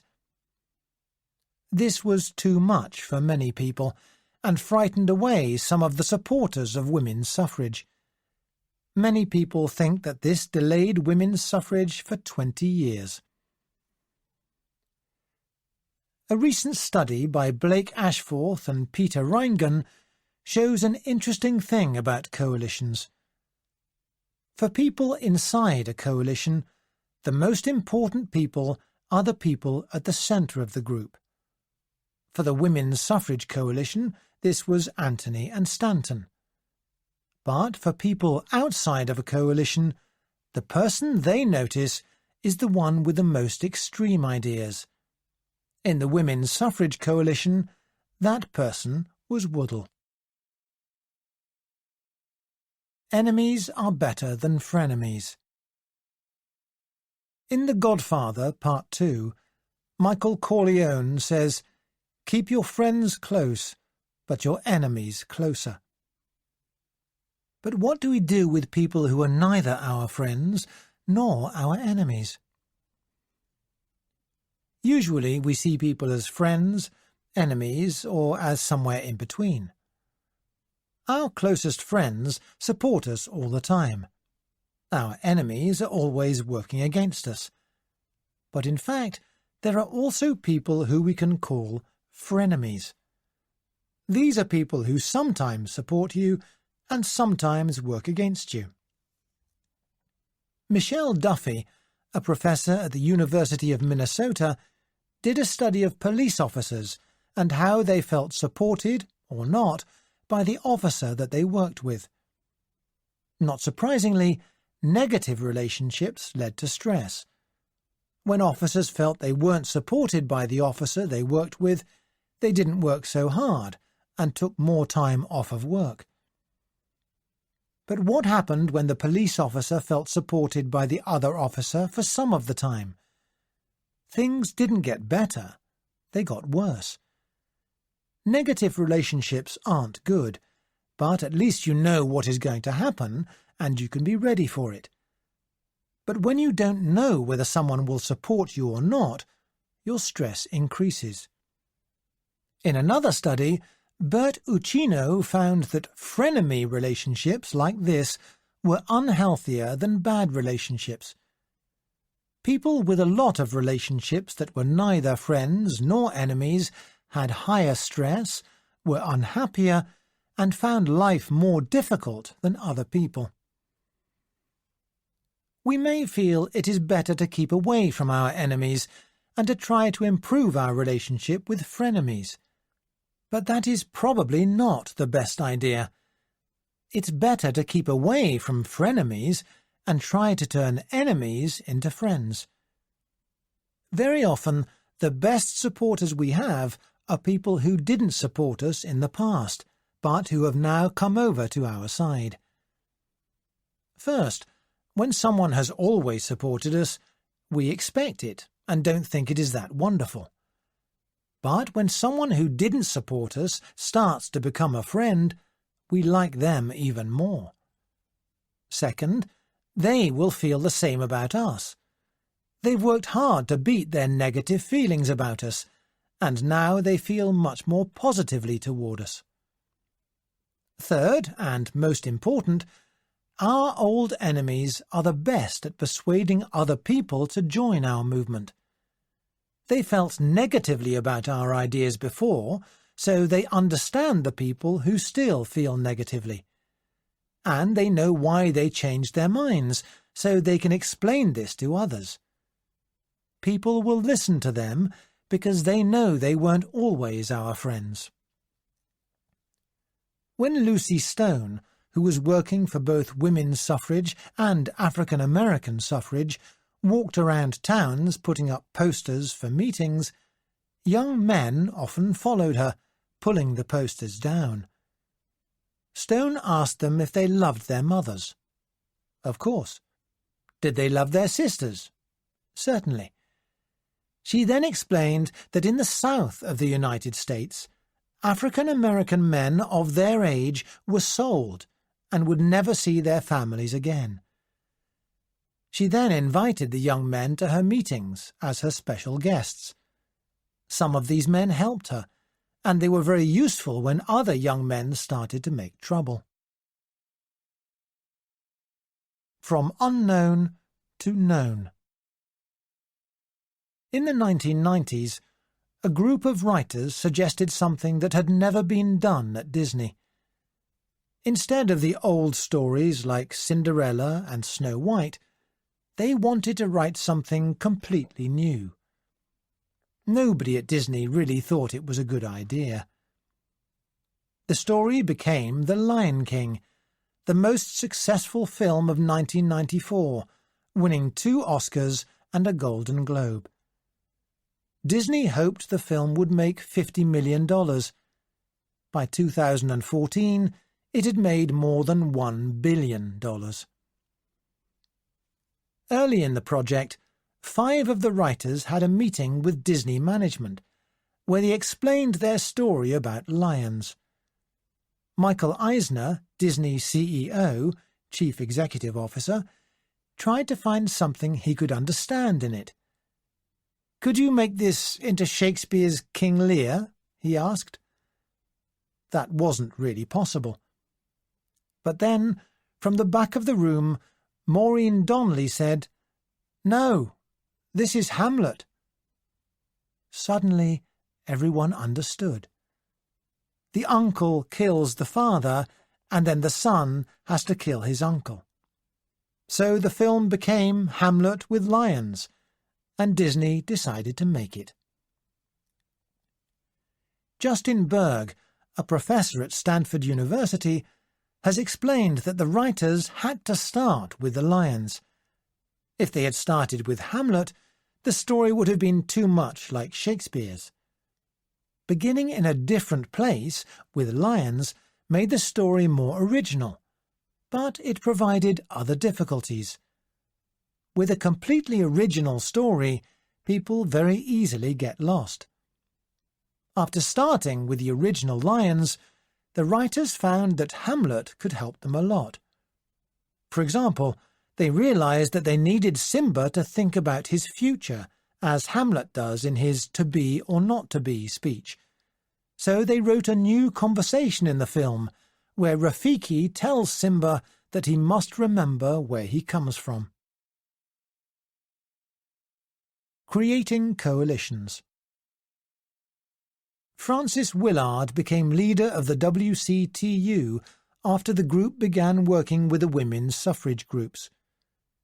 How could she link women's suffrage to the problems of alcohol, which were the WCTU's first interest?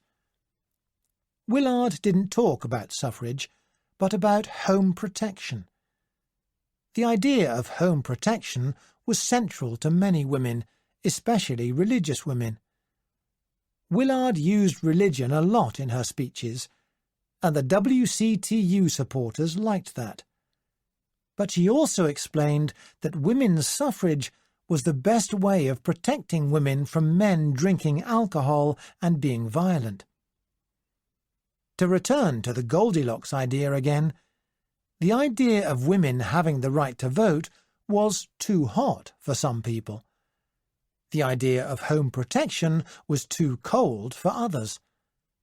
But when women's leaders explained how women could make things better for everybody, things were neither too hot nor too cold, and soon women achieved the right to vote in a number of states.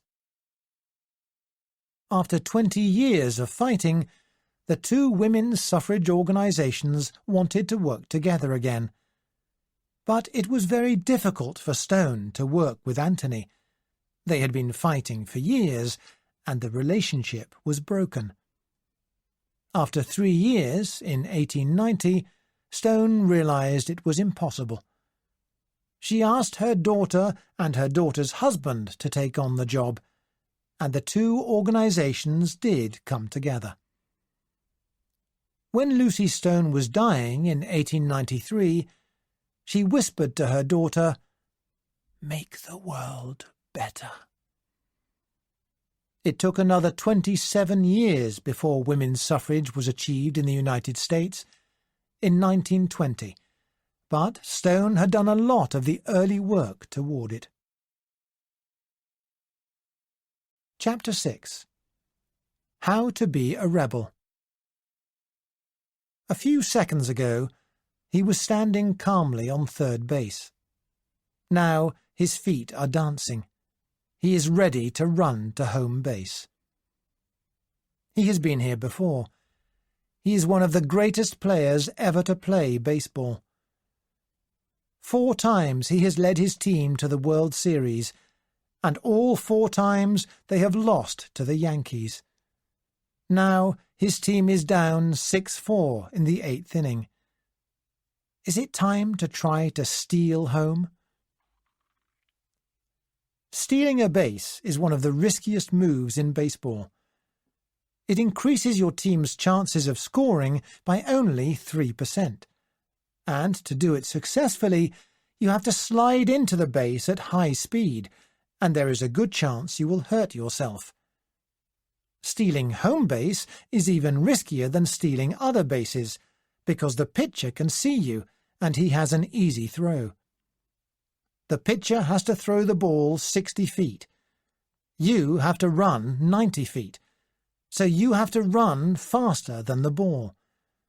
And your chances of getting hurt when you are running to home base are 4 times higher. In the whole of the 2012 season, only 3 players tried to steal home. This man, though, is different. He has stolen home base more than any other player of the day, 19 times. In 100 years, only 2 other players have managed more than 9. But if you think stealing base is about speed, think again. He's 36 now, no longer a young man. He's been injured for part of the season. 6 years ago, he stole 37 bases in a season, but he has stolen far fewer in the last 2 seasons. His hair is silver, and he weighs more than he used to. This will be his last season. But this man has spent his life taking action when others stood and watched, and he's not going to stop now. He waits for the right time, and then runs. He slides into home base just in time. It's too little, too late. His team loses the first game to the Yankees, but the effect on the team is enormous. They are on fire for the rest of the season and go on to win. Years later, a journalist said that this man's attempts to steal home base were the second bravest thing he had ever done.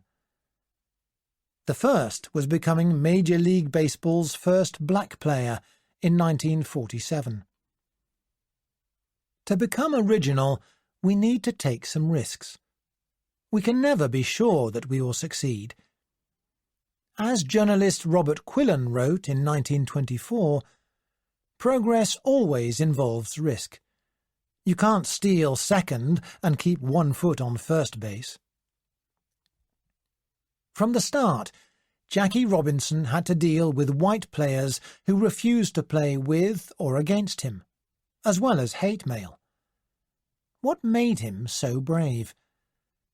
We can begin to find the answer by looking at the families of players who are good at stealing bases. Since 1962, only 10 players have stolen at least 70 bases in 2 different seasons. Do you see anything interesting here? Look at the table on the next page. Trying to find out why some baseball players steal more bases than other players, Frank Sulloway and Richard Zreigenhaft found more than 400 men who played professional baseball. Then they found something surprising.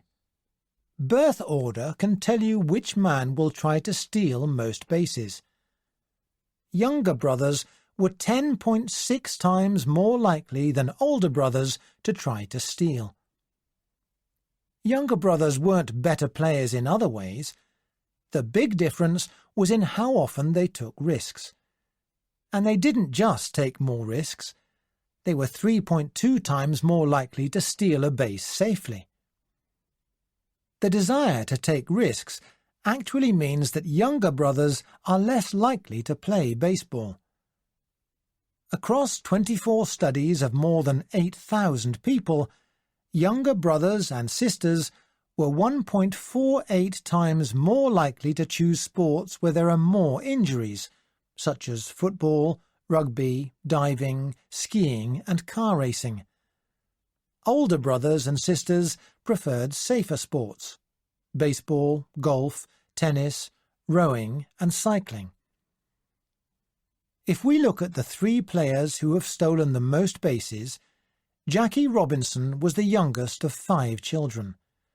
Rod Carew, who comes second in the number of steals, is 4th of 5 children. And third is Paul Molitor, who is the 4th child of 8. Younger children are not just risk-takers in baseball. There are differences in politics and science, too. Sulloway researched nearly 4,000 scientists to see what they had said when revolutionary ideas appeared. He looked at the ideas of major scientists such as Copernicus, Darwin, Newton, and Einstein, and he researched what 4,000 other scientists had written at the time. Had they supported these revolutionary ideas or not? Compared to first-born children, scientists who were younger children were 3 times more likely to support Newton and Einstein at the time when their theories were revolutionary. In the 50 years after Copernicus published his idea that the Earth went around the Sun, scientists who were younger children were 5.4 times more likely to support Copernicus' ideas than first-born scientists. We often expect that younger scientists are more likely to support new ideas. But Soloway shows that birth order is actually more important than age. As a firstborn myself, I was a little upset by this research. But as I learned more, I realized that the effects of birth order can be avoided. By bringing up all children in a similar way to younger children, we can raise any child to be more original. This chapter looks at how the family affects originality. What is special about being a younger child? Does family size matter? And how can this affect the way we raise our children? I'll use birth order as a way of looking at the effect family has on how likely we are to take risks. To see how brothers and sisters are more different than we expect, we'll look at how Jackie Robinson was raised, and also at the early years of some of the greatest comedy stars in America.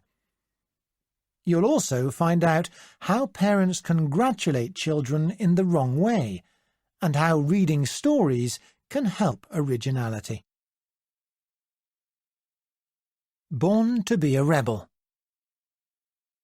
One day in 1944, when he was still in the army, Jackie Robinson refused to sit at the back of a bus with other African Americans.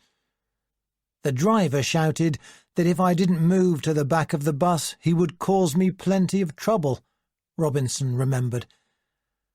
Robinson told the driver he couldn't care less about the driver causing him trouble.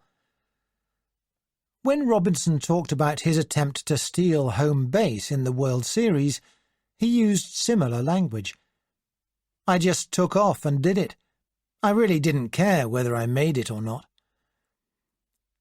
I really didn't care tells us something important about Jackie Robinson and what he had learned about risk. Many people, when they are deciding what to do, think about how to get the best results. But someone like Robinson thinks differently. What is the right thing for someone like me to do? These people don't look at other people. They decide by looking at themselves. The first group of people, who think about the results and what other people will think, can always find a reason not to take a risk. And this sort of decision can be decided by birth order. For many years, experts have argued that it is helpful to be firstborn.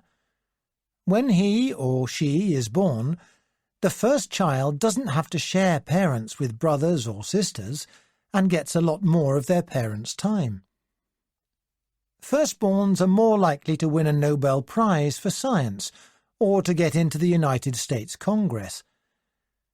Research into 1,500 CEOs shows that 43% of them were firstborn. In Europe, it was shown that firstborns earn salaries that are 14% higher than their younger brothers and sisters when they start work. But the situation changes by the time they reach the age of 30. The salaries of those born later grow faster because they are willing to change jobs sooner and more often. Firstborns avoid risk more than those born after them. Those born later are more likely to drink or smoke, and they are less likely to have good insurance. Although many people now think that birth order has some effect, the science of birth order has many critics. Birth order doesn't fix you in any way, it only affects the direction in which you will probably develop. There are a lot of other things that can affect you. It's difficult for research to look at birth order on its own. There are too many other things that can affect development. But when I looked at birth order, I discovered that it was a better way of deciding whether a person would be a risk-taker than I had expected. In one study, people scored their brothers and sisters and themselves on school achievement and on whether they were rebels or not. A rebel is someone who doesn't accept the default. People with high school achievement were 2.3 times more likely to be born first than last. Rebels were twice as likely to be born last than first. There are two possible ways to explain the risk-taking in those born later. One is about how children deal with arguments with their brothers and sisters. The other is about how parents raise younger children differently. Although we can't control birth order, we can change some of its effects. Niche picking. Look at a lot of brothers and sisters, and you will see the big differences in personality aren't between families, but between children in families. As adults, brothers and sisters from the same family are different in how much risk they want to take, or how much they rebel, even though they have been raised by the same parents. Niche picking may help to explain this. The idea was developed by Alfred Adler, who thought that Sigmund Freud's theories about parents didn't explain the part that brothers and sisters play in the development of one another's personality. Adler suggested that because firstborn children start life as only children, they learn from their parents. When second or third children come along, the first child risks losing its first place, so may decide to take on the job of being a parent and give orders to the younger child. The younger child answers this by becoming a rebel. It can be difficult to compete with an older brother or sister, so the younger child has to choose a different path. The niche of the responsible academic achiever is often taken by the first child. Once the first child has taken this niche, it can be difficult for the next to compete. This depends on the age difference. If it's only 1 year, the younger child may be able to compete. And if it's 7 years, the niche may be open again. In baseball, brothers who are between 2 and 5 years apart were more likely to play in different positions than brothers who were less than 2 or more than 5 years apart. Jackie Robinson was a runner at college, but he couldn't compete with his older brother Mac, who was 5 years older and won a silver medal at the 1936 Olympic Games. Jackie Robinson changed to basketball, football, and then baseball. Outside of the world of sports, I decided to look at comedy. Comedy seems like a risky job, so we would expect younger children to be more successful. I looked at a 2004 list of the 100 greatest comedy performers. You would expect an equal number of any group of 100 to be born first or born last. However, when I looked at these 100 people, 44 of them were born last, while only 20 were born first. They came from families with an average of 3.5 children, but nearly half were the baby of their families. When I looked at particular performers, I found that their older brothers and sisters were often responsible achievers. For example, Chelsea Handler's 5 older brothers and sisters are an engineer, a chef, an accountant, a lawyer, and a nurse. Niche picking shows how younger children often try to be different from their older brothers and sisters. Parents may try to give each child the same experience, but birth order pushes their personalities in different directions. Less responsibility. If Jackie Robinson had been a first child, he would have been raised mainly by his mother. But with 5 children to feed, Mrs. Robinson needed to work. Robinson's older sister, Willa May, washed him, dressed him, and fed him. And when she went to school, she took her baby brother with her, and he played outside of the classroom. And if he got into fights, his older brother Frank was there to defend him. When older brothers and sisters behave like parents, there aren't as many rules or punishments, and younger children take risks earlier. Parents often become more relaxed with the younger children, and things are not so strict. And as the older children take on more responsibilities, there is less need for the younger child to be responsible. The larger the family, the more the younger children can escape responsibility. We can explain the risk-taking of many originals by their position in the family, and the fact that this gives them more freedom and allows them to be rebels. But parents can encourage children to be original, whether they are the first or the last. But one of the dangers of originality is that being a rebel is not always positive. It can also be negative. Some research into how parents deal with good or bad behavior will be helpful here. Explaining and correcting.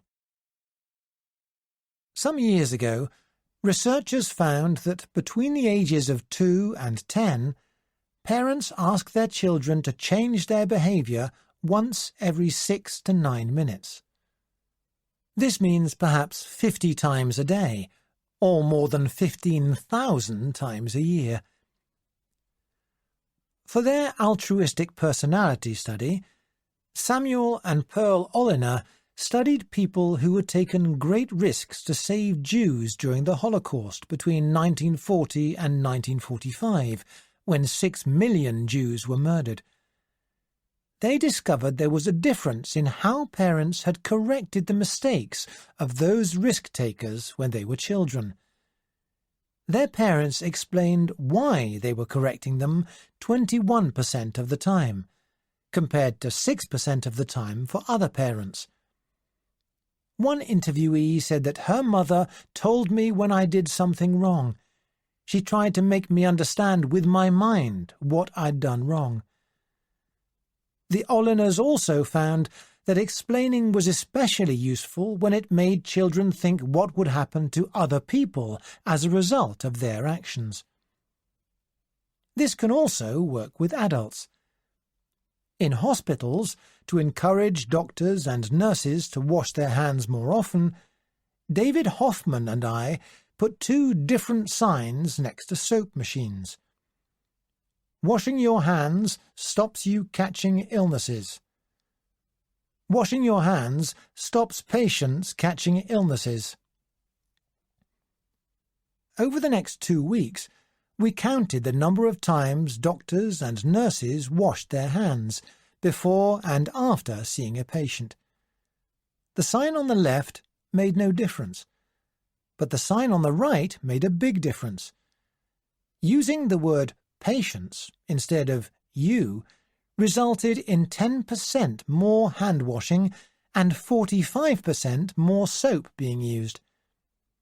Thinking about other people changed doctors' and nurses' behavior more than thinking about themselves. Behavior and character. Good behavior is encouraged partly by what parents say after a child has done the right thing. The last time you saw a child doing something good, you probably talked about what they had done. That was so sweet. By talking about their behavior, you encourage them to do it again. But Joan Grusek did an interesting experiment about this. After some children shared toys with other children, some of them had their behaviour mentioned in feedback. It was nice of you to share those toys with other children. That was a nice and helpful thing to do. Others were given feedback on their characters. I guess you are the kind of person who likes to help others. You are a helpful person. Later, in a similar situation, the children who had received character comments were 45% more likely to share toys, while those who received behaviour comments were only 10% more likely to share. When our character is mentioned, we begin to build up an idea of ourselves as a good person. It has been suggested that the message "Don't drink and drive" might be better if it were changed to "Don't be a drunk driver." The same idea can be used for originality. When a child produces a good painting, rather than saying that their work is creative, we could say, "You are creative." When we move from talking about behaviour to talking about character, people think differently. Why parents aren't the best role models. We can give children quite a lot of freedom if we explain how what they do affects other people. They will be more likely to be original in a positive way rather than a negative one. But as they grow up, they often don't aim high enough. Parents can begin the development of originality in their children, but as children get older, they need role models, people who have been original in their own area of work. Jackie Robinson, for example, found a role model in a young mechanic. As a boy, there was a danger that Robinson would become a member of a criminal gang, but this mechanic explained to Robinson that he was hurting his mother. Martin Luther King Jr. had Gandhi as a role model, as did Nelson Mandela. Some originals have found role models in fiction. For example, Sheryl Sandberg and Jeff Bezos have both mentioned finding a role model in the book A Wrinkle in Time, in which a young girl learns to bend the laws of physics and travel through time. There are studies that show that when children's stories show original achievements, people innovate more 20 to 40 years later.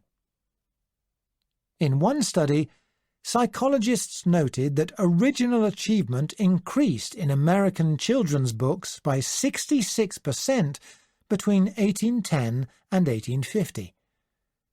Between 1850 and 1890, the number of patents increased by 700%.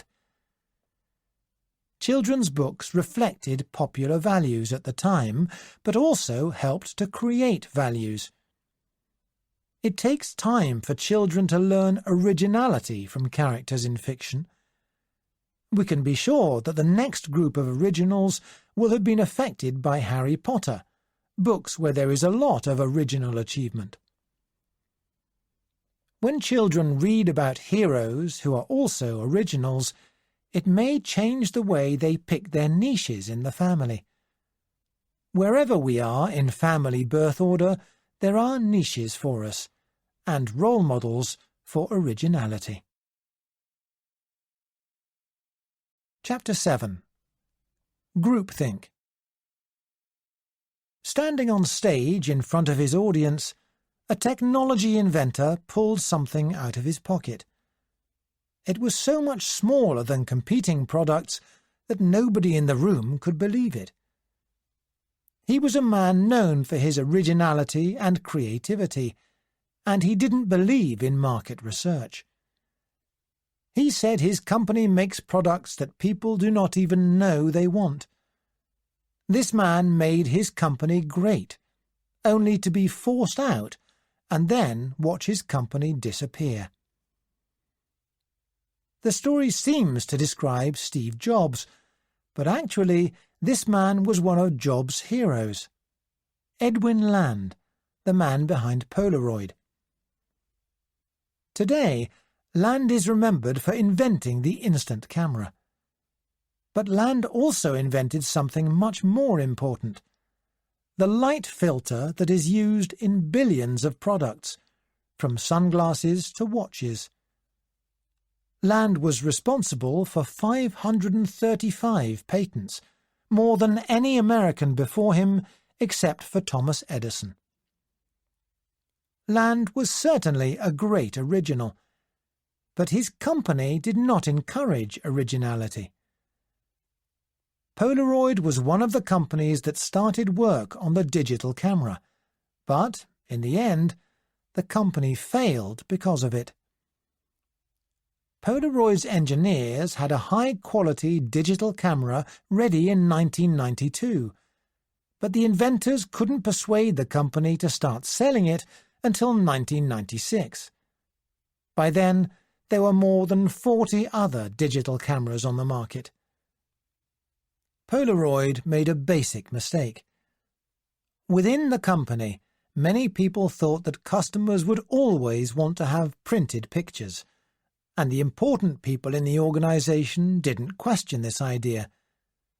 It was a case of groupthink, the desire to reach agreement instead of allowing disagreement. Groupthink is the enemy of originality. In a famous study, the psychologist Irving Yannis argued that many bad decisions made by the United States government were caused by groupthink. Yannis believed that groupthink occurred when people felt they were deeply involved in a group and they wanted to agree with the group, instead of suggesting different ideas. He said that it was the safe, friendly feelings inside a close group that created groupthink. People accepted Yannis' theory for a long time, but it isn't true. Yannis did his work in 1973, but researchers now have seen a lot more government documents, and it's clear that these bad decisions were not made by one small, close group. And there was another problem with Yannis' theory. Most of the time, he looked at groups making bad decisions. But how do we know that it was actually the closeness of the group that caused the bad decisions? Yannis needed to compare good and bad decisions to see whether close groups are more likely to make decisions through groupthink. The theory of close groups causing groupthink isn't true in business either. When researchers looked at successful and failed decisions in management teams at 7 major companies, they discovered that close groups weren't more likely to want to agree with each other and refuse different ideas. In fact, close groups often made better business decisions. The same was true in politics. In this chapter, I want to look at what really causes groupthink and what we can do to prevent it. Why do some close groups make bad decisions while others make good ones? I want to see how to fight groupthink and allow original opinions. I'll look at Polaroid's mistakes, and I'll also examine an organization that has an interesting new way of avoiding conformity. You'll see why people often don't listen to original ideas, and why it's sometimes better to ask people to complain about problems rather than to solve them. In the end, you'll see what ordinary people and organizations can do to allow originality to develop. Commitment to organizations. In the 1990s, a group of experts led by James Barron interviewed 200 people who had started technology companies in Silicon Valley. They asked these leaders what sort of organization they were trying to develop when they started out. They found 3 major organizational plans: professional, star, and commitment. In a professional organization, managers tried to hire people with the right skills, engineers who could write in JavaScript or C++, for example. In a star organization, managers were not so interested in skills as in the future. They looked for the brightest people and didn't worry so much about their skills because these people would learn quickly. In a commitment organization, employees were hired to fit company culture. Skills and intelligence were useful, but the important thing was that the employee believed in the company. Commitment organizations wanted to build strong emotional links between employees and to the organization. They often used words like family and love when they talked about the company. Barron's team wanted to see which type of organization led to the most success. They followed the 200 companies through the 1990s into the 2000s. They discovered that one organizational culture was much better than the others. Commitment. Where a company had a commitment culture, the number of failures was 0. Not one of them went out of business. But the number of failures for star organizations was high, and professional companies did even worse. We can see that a commitment culture worked well in the early days of Polaroid, when everybody worked hard and there was a desire for originality and quality. When Edwin Land was developing his instant camera, he once worked for 18 days without stopping, not even changing his clothes. While his competitor, Kodak, hired scientists, Land looked for a mixed group of employees, including women with artistic experience. Just like the commitment organizations in Silicon Valley, he didn't worry about skills or star qualities. He wanted people who would have original ideas and work hard for the company. His employees developed strong emotional links with the company. When you feel like that, it's hard to imagine working somewhere else.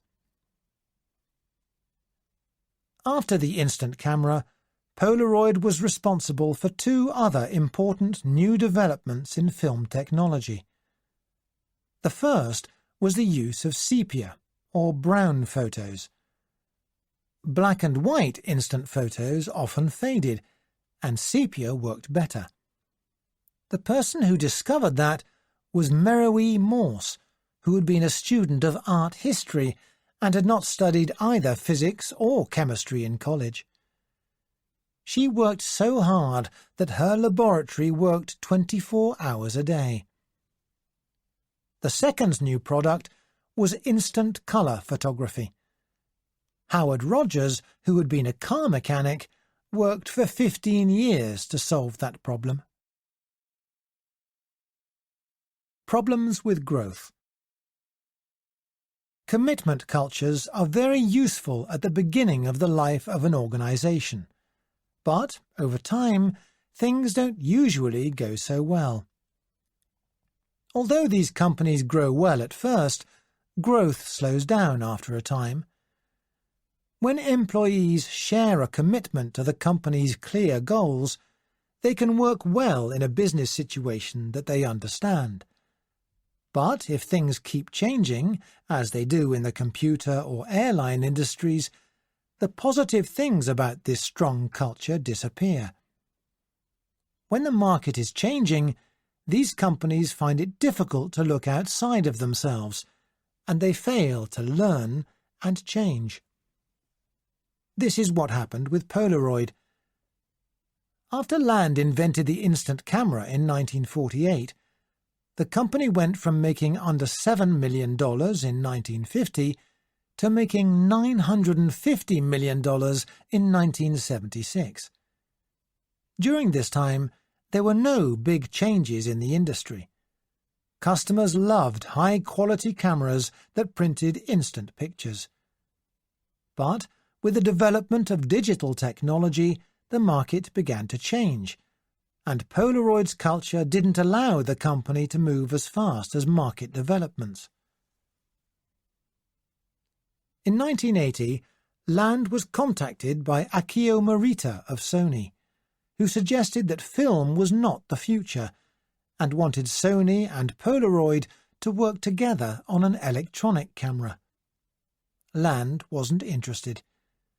He thought only about the chemistry and physics in photography, and didn't believe digital photos would ever be good enough. As Polaroid began to have difficulties, Land didn't look outside of his organization. Instead, he worked only with his supporters inside the company. He wanted to make an instant movie camera, and he wouldn't listen to any critics. When it was ready, it wasn't a success. It made only a few minutes of video, while competitors already had cameras that could make several hours. The company lost $600 million, and Land lost his job. Land was not alone in the way he behaved. Research shows that the worse a company does, the more the bosses get advice only from the people who agree with them. But this is the opposite of what they should do. Different opinions are useful, even when they are wrong. The evidence suggests that it isn't social links that create groupthink, but too much confidence. Polaroid had too much confidence that customers would always want printed pictures, and they refused to look at other original ideas. So how can you build a strong culture that welcomes disagreement? Think differently. When I asked entrepreneurs and students about the strongest culture they had ever met in an organization, the winner was Bridgewater Associates. This company in Connecticut manages over $170 billion for governments, universities, and other organizations. The company culture is explained in a book of 200 key ideas. Although the company manages money, none of these ideas are about money. They are about how to behave in any situation that you meet, at work or outside. New employees are hired only if they fit in with the company's ideas, and there is a camp where they study and discuss them. Although there is a lot of discussion, Bridgewater is a close, friendly organization. Many employees call it a family, and people often work there for a long time. Although Bridgewater has a strong commitment culture in an industry that changes all the time, it has continued to be successful for 20 years. Its secret is that it encourages original ideas. If you are an investor, you can only succeed if you think differently from everyone else. Bridgewater avoids groupthink by inviting different opinions from everyone in the company.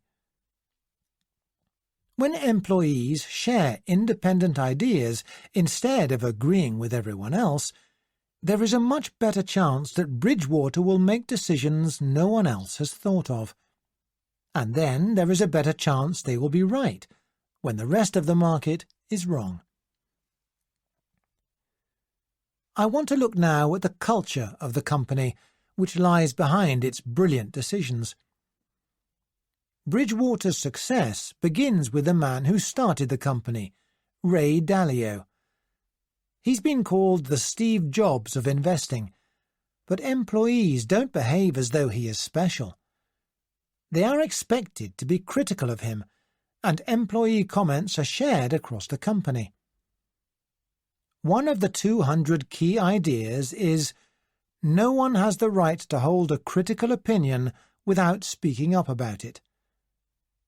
Dalio wants people who think independently and believes that this will make the culture richer and stronger and better able to avoid groupthink.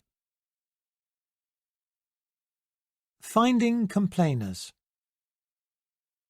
If you're a leader talking to your employees, how would you complete this sentence? Don't bring me blank. Bring me blank. I learned about this question from David Hoffman, and I've presented it to thousands of groups of leaders. They always shout out the same answer. Don't bring me problems, bring me answers. This seems wise. We don't want people just to complain. When they see something wrong, they should find a way to fix it. But when it comes to groupthink, this isn't always a good thing.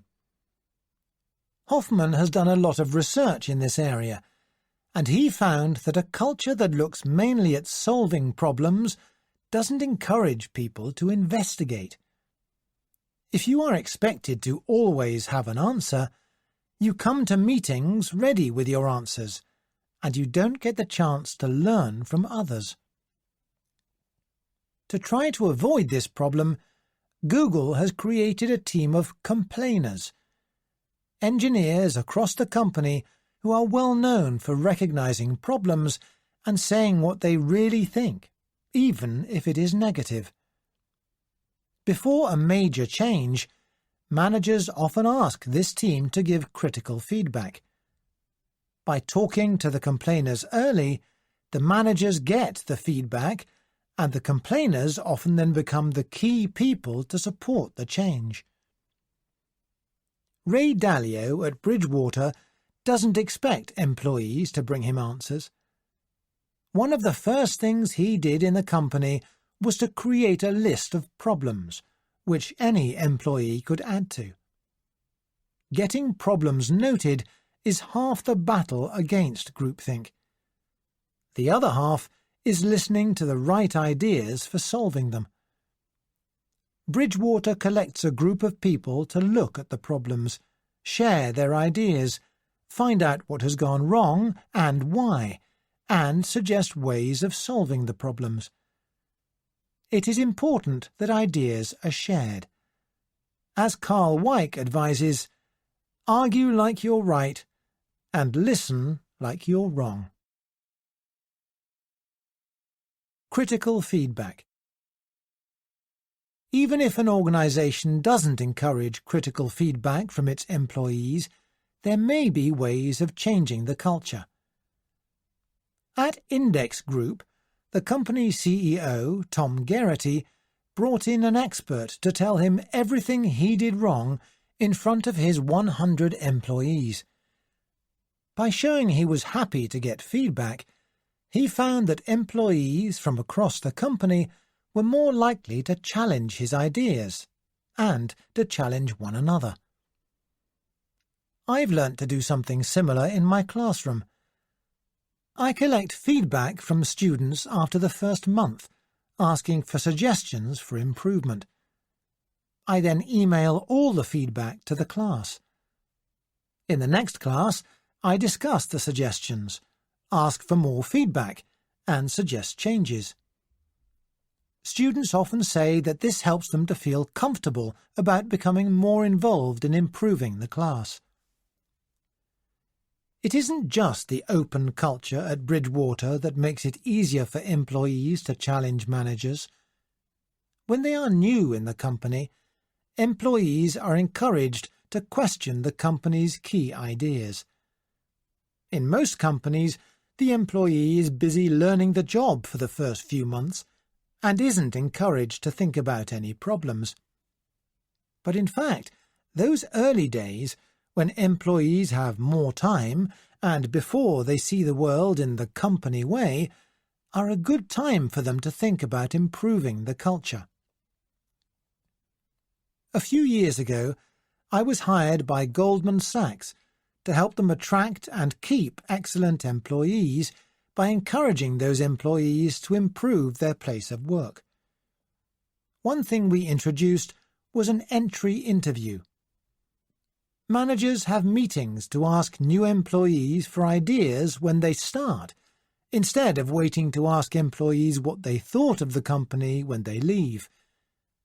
It's easier to start a relationship with the door open than to try to push open a door that has already been closed. Movers and Shapers. Ray Dalio at Bridgewater is interested in understanding people who shape the world and in finding out how they are similar.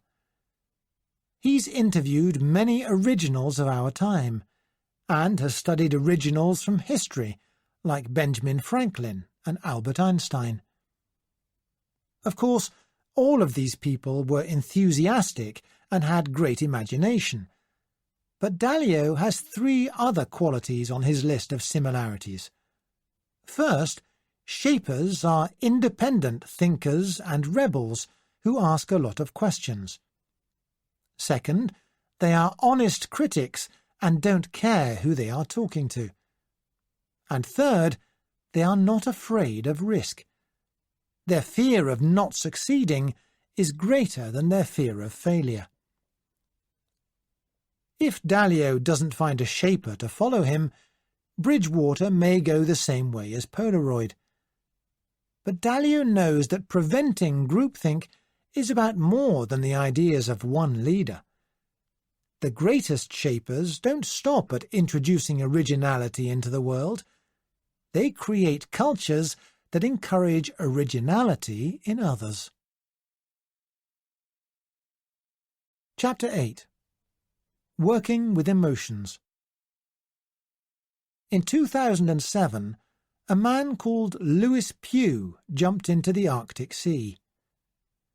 The ice was not completely frozen, and Pugh's plan was to be the first person to survive a long-distance swim across the North Pole. Pugh had been in the British Special Air Service before becoming the best cold-water swimmer on the planet. 2 years earlier, he had jumped off of the ice to swim a kilometre in Antarctica. But he doesn't do it just to be the best in the world. He wants to make people think about climate change. Before he swims, something happens to Pugh that has never been noticed in any other human. His body temperature goes up from 98.6 degrees Fahrenheit to 101 degrees Fahrenheit. When it is time to get into the freezing water, his body prepares. The passengers on the Titanic died in water that was 41 degrees Fahrenheit.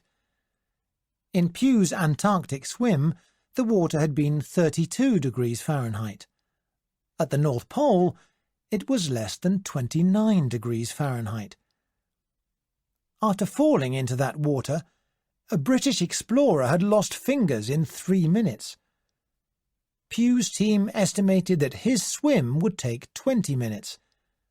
But a 5-minute test swim at the North Pole went badly, and instead of imagining success, Pugh began to imagine failure. If he failed, he would die. He became very afraid and questioned whether he would survive. So, would it have been better for him to imagine success? This chapter looks at the emotional cost of going against the crowd. In my own research in a healthcare company, I tested how much employees knew about how to manage emotions.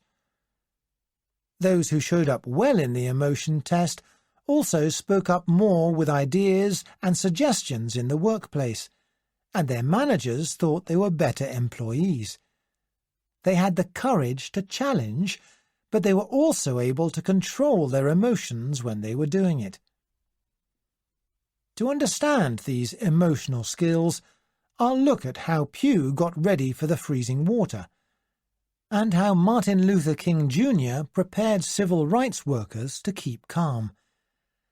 I'll explore how one group managed to throw out a dictator, and how a leader in technology persuaded engineers to make a major change to their product. By studying how to manage emotions, you'll discover whether it's better to plan for success or failure, whether calming yourself down can fight fear, how to deal with your anger, and what it takes to keep going when everything seems to be against you. Optimism and pessimism. Although many originals seem to be confident on the outside, inside they often worry and doubt their own abilities. When United States government leaders described their most difficult decisions, they didn't talk about difficult problems, but about choices that needed courage. And research by Scott Sonnenschein has shown that people working for a better environment are often uncertain about whether they can succeed. Challenging the present situation is often hard work, and there will be problems and failures along the way. Psychologist Julie Norum studies two different ways of managing these challenges: optimism and pessimism. Optimists expect that the best will happen. They stay calm and expect to succeed. Pessimists expect the worst. They worry, and they imagine all the things that can go wrong. Most people think it's better to be an optimist than a pessimist. Yet Norum found that although pessimists worry more and are less confident, they do their jobs as well as the optimists. And Norum soon realized that pessimists did well because of their pessimism. Norum explains that pessimism works as a way of managing fear and worry. When pessimists start to doubt themselves, they don't allow themselves to freeze with fear. They imagine an enormous failure to make them worry more, and that gives them reasons to succeed. Once they have imagined everything that can go wrong, they look at how to avoid those problems, and this makes them feel they can control things. They worry most before they act, so when they start to move, they are ready to succeed. They are confident because they know they have prepared as well as possible. If they don't worry, then they relax and don't plan. It's important that pessimists don't feel comfortable. Lewis Pugh was usually an optimist. He took risks when other people would give up. But in the weeks before a major swim, he was often more of a pessimist. It was not the words of his own team that encouraged him, but the words of people who doubted him. 2 years earlier, before another freezing swim, an expert had told him that it was impossible and that he would die. As Pugh stood shaking at the North Pole, his pessimism told him that things were not going to go well. But instead of trying to find reasons to be happier, he started to think about every possible risk.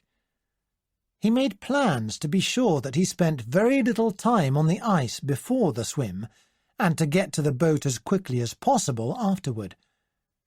The trick is to make fear your friend, he says on his website, www.lewispugh.com. But this isn't enough. Pessimism can be helpful when you're sure about what you want to do, but when you're not so sure, doubt can get in the way. Keep believing. When most people list the things that frighten them, one thing comes up very often: speaking in public. If we want to understand how people manage fear, we can just put them on stage.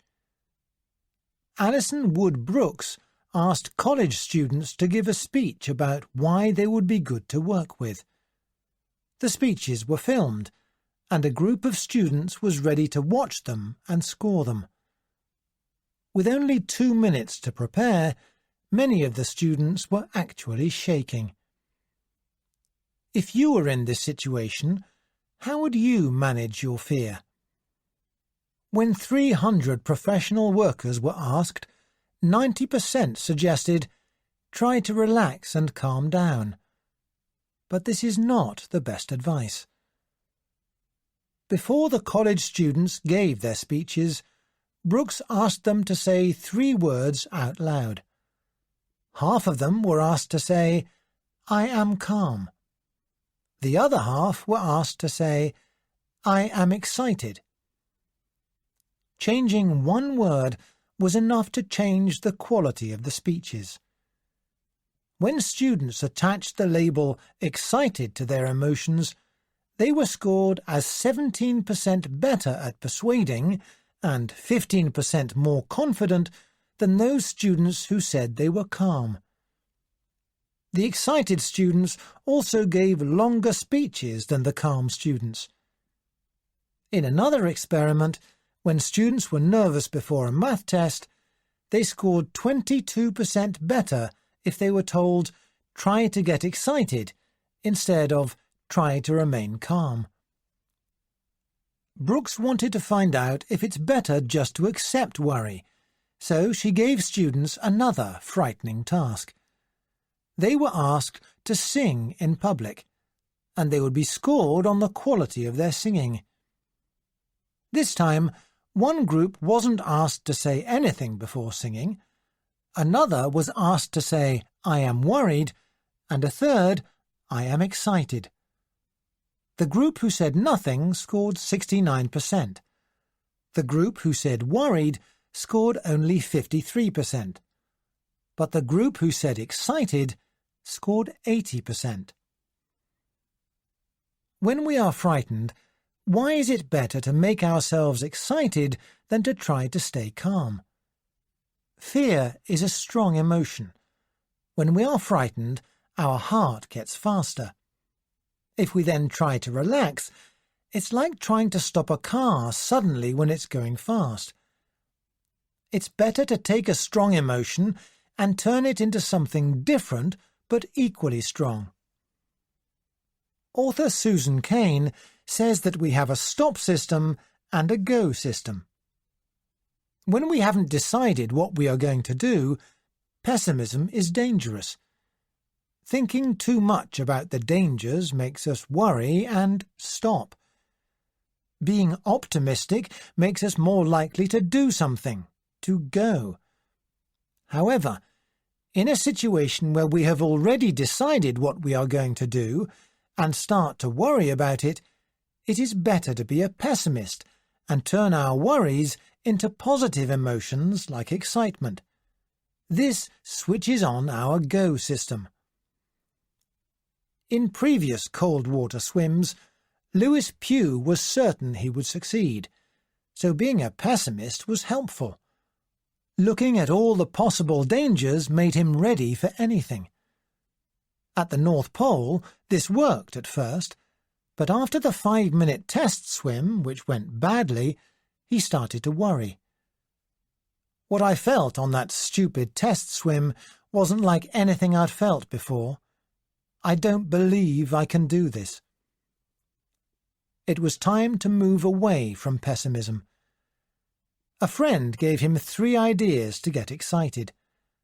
First, he reminded Pugh that 29 people from 10 countries had helped him, and he put flags from those countries along the water.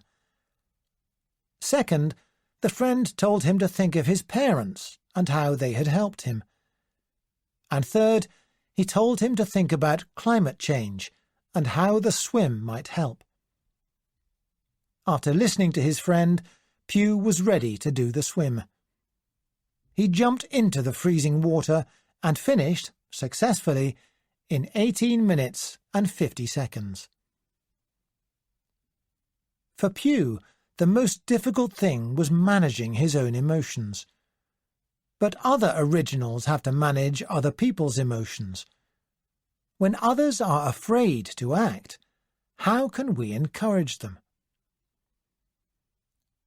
In 2009, 15 young tourists visited Belgrade, the capital of Serbia. After walking them around part of the city, their guide, a Serbian in his 30s, talked about the country's recent history of high potato prices and free concerts. But they weren't ordinary tourists, and they were getting impatient.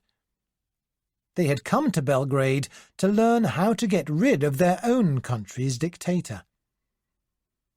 They asked the guide how the people of Serbia had removed the Serbian dictator, Slobodan Milosevic. "You don't need to take big risks," the guide told them. "You can do lots of little things. Drive more slowly than usual.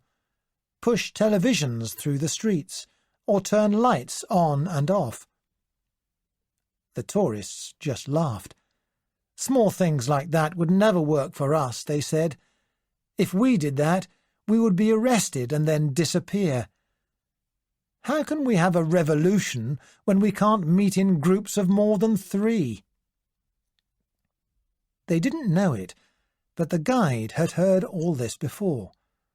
From Georgians in 2003, from Ukrainians in 2004, from Lebanese in 2005, and from Maldivians in 2008.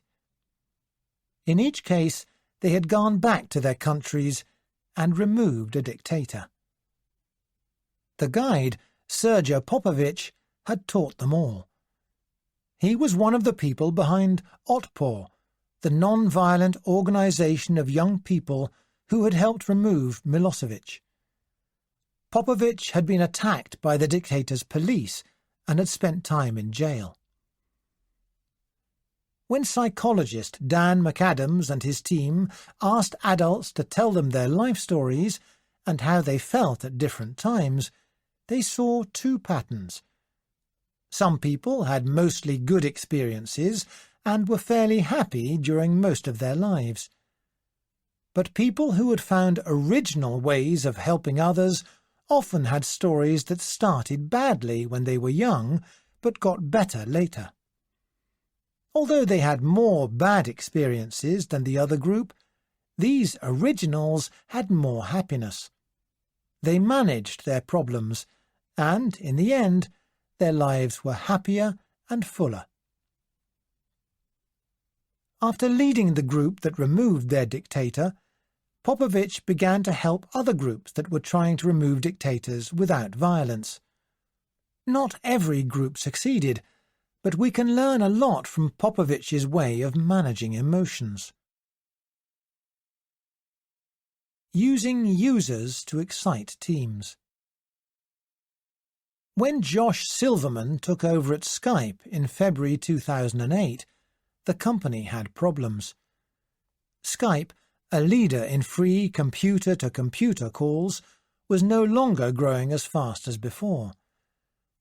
Silverman decided he had to do something big. In April, he announced that Skype 4.0 would appear before the end of the year, and it would include full-screen video. Most employees were deeply negative about this. They thought there wasn't enough time, the video quality would be poor, and users would hate using a full screen. Silverman didn't try to calm them down, but decided he needed to get them excited about video. He talked to employees about the big idea. It's not about making cheap phone calls. It's about being together when you're not in the same room. Silverman talked about how Skype allowed his children to keep close contact with their grandparents, who were thousands of miles away. Then he let other Skype users talk about what Skype had done for them. A married couple talked about how Skype kept them together when they had to spend a year living apart.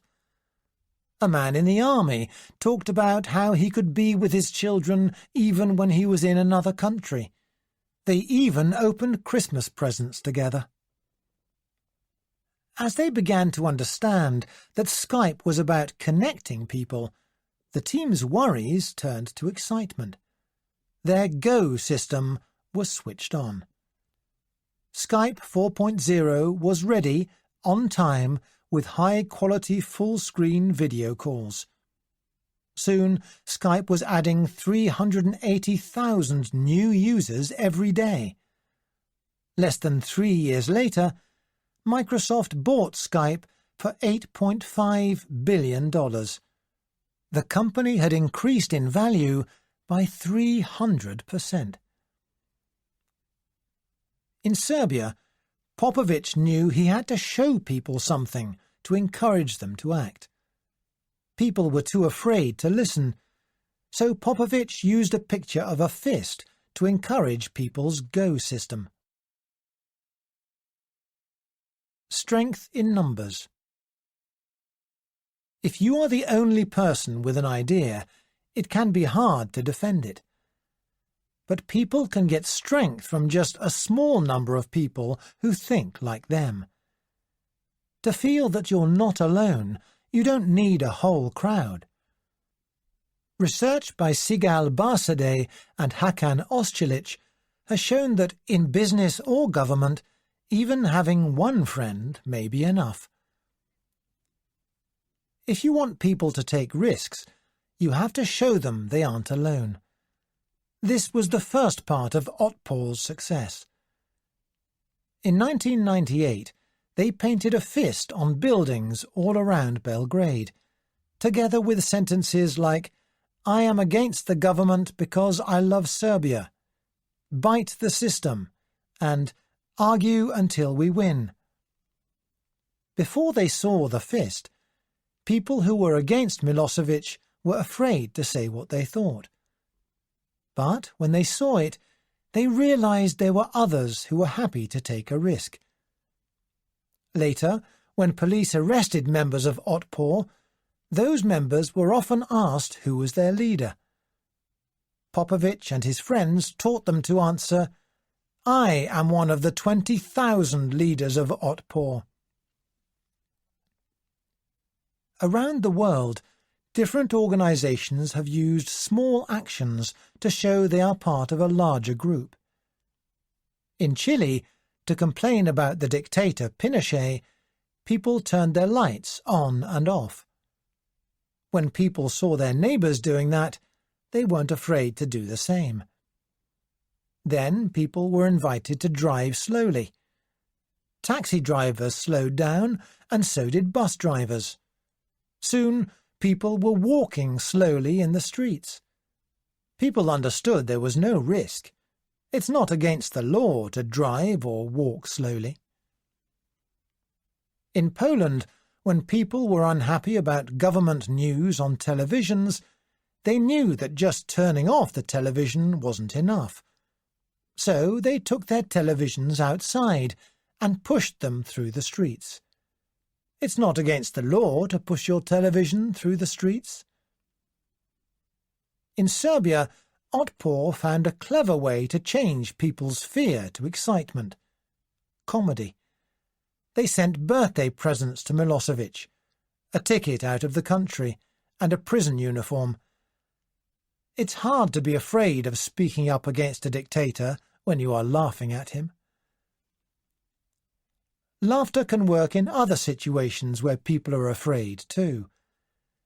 When you have no power, laughter is a powerful way to change strong negative emotions into positive ones. After hearing Popovic's story, a group of students wanted to do something about the very high cost of lessons at their university.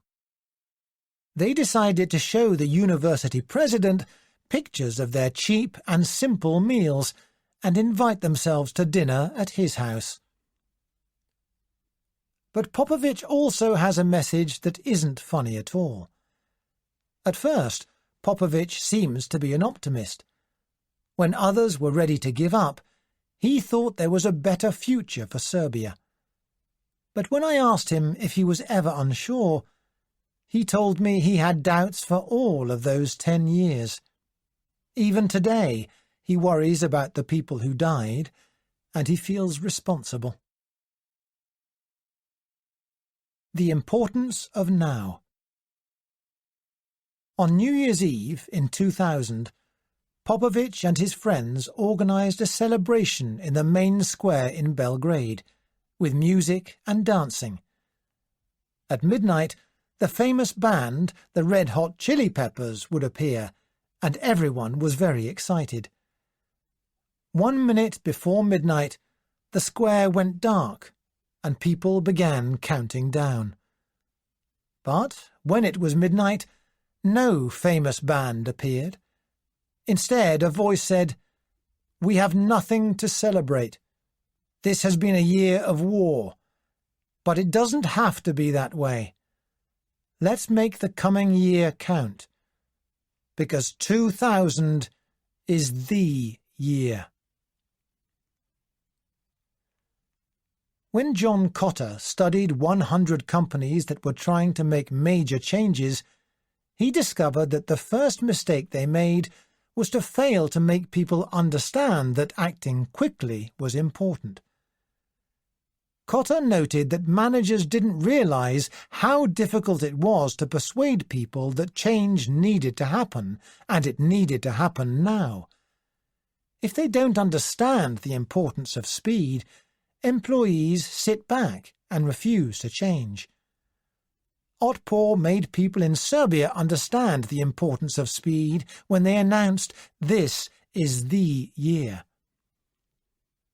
To understand this more, let's look at another piece of research by Amos Tversky and Daniel Kahneman. Imagine you are the manager of a car company. Sales are down, and you need to close 3 factories and lose 6,000 employees. You can choose between 2 different plans. Plan A will save one of the 3 factories and 2,000 jobs.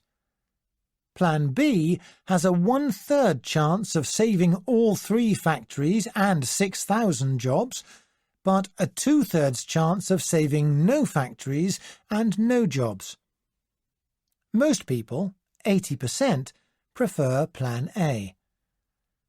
But let's now look at the choice in a different way. Plan A will lose 2 factories and 4,000 jobs. Plan B has a 2/3 chance of losing all 3 factories and 6,000 jobs, but a 1/3 chance of losing no factories or jobs. These are the same choices as the first time, but they don't feel like it. In this case, 82% of people prefer Plan B. In the first case, the choices show what we could gain. We prefer Plan A because it looks less risky. When we are sure we will gain something, we want to keep and protect it. We want to save 2,000 jobs rather than take a risk and save no jobs. In the second case, we are told what we are going to lose. Now we want to avoid losing anything, even if it means taking a bigger risk. We're going to lose thousands of jobs anyway, so we decide to take a big risk and hope that we lose nothing. If we want people to change, is it better to show them why it is helpful to change, or the costs of not changing? According to Peter Salovey, it depends on whether people think the change is safe or risky. If they think it is safe, it is better to talk about the good things that will happen if they do it. They will want to act immediately and get there quickly. But if they think it's risky, that doesn't work. They are comfortable where they are, so they don't see why they should change. If we want them to change, we have to talk about the bad things that will happen if they don't change. It's easier for people to take a risk when they know they will definitely lose something if they don't. At Merck, the medicine company, they wanted managers to be more involved in making changes. Managers were asked to think of ideas that would put Merck out of business. They imagined that they were one of Merck's competitors and developed ideas for new medicines that were better than Merck's or looked at markets Merck had missed. Then they had to find ways to defend the company against these competitors. This kill the company exercise is strong because it asks people to think about what they might lose. Before, when managers thought about new products, they didn't want to take risks. But when they thought about their competitors, they realized it was a risk not to innovate. Popovich realized that strong emotions were needed to change the situation in Serbia. By stopping the concert and sending people home on New Year's Eve, he was reminding them to act now. Deep and surface acting. Anger is a good way to get people to do something. We feel we have to fight when someone has done the wrong thing. But although anger can encourage people to speak and to act, it can also make them do it the wrong way. Deborah Meyerson and Maureen Scully suggest that the key is to be hot-headed and cool-headed at the same time. The heat pushes us toward action and change. The coolness gives the action a useful shape. Arlie Hochschild has suggested that if you are feeling a strong emotion like worry or anger, there are two ways to manage it: surface acting and deep acting. Surface acting means changing your face, speech, and actions to show you are calm. If you are working for an airline and an angry passenger starts to shout at you on a plane, you may smile and try to show some warmth. You change on the outside, but inside you haven't changed. You are angry with the passenger, and the passenger probably knows it. But if you are deep acting, you might imagine that the passenger is under stress, is afraid of flying, or has problems at home. You feel sorry for the passenger, and your smile is warmer.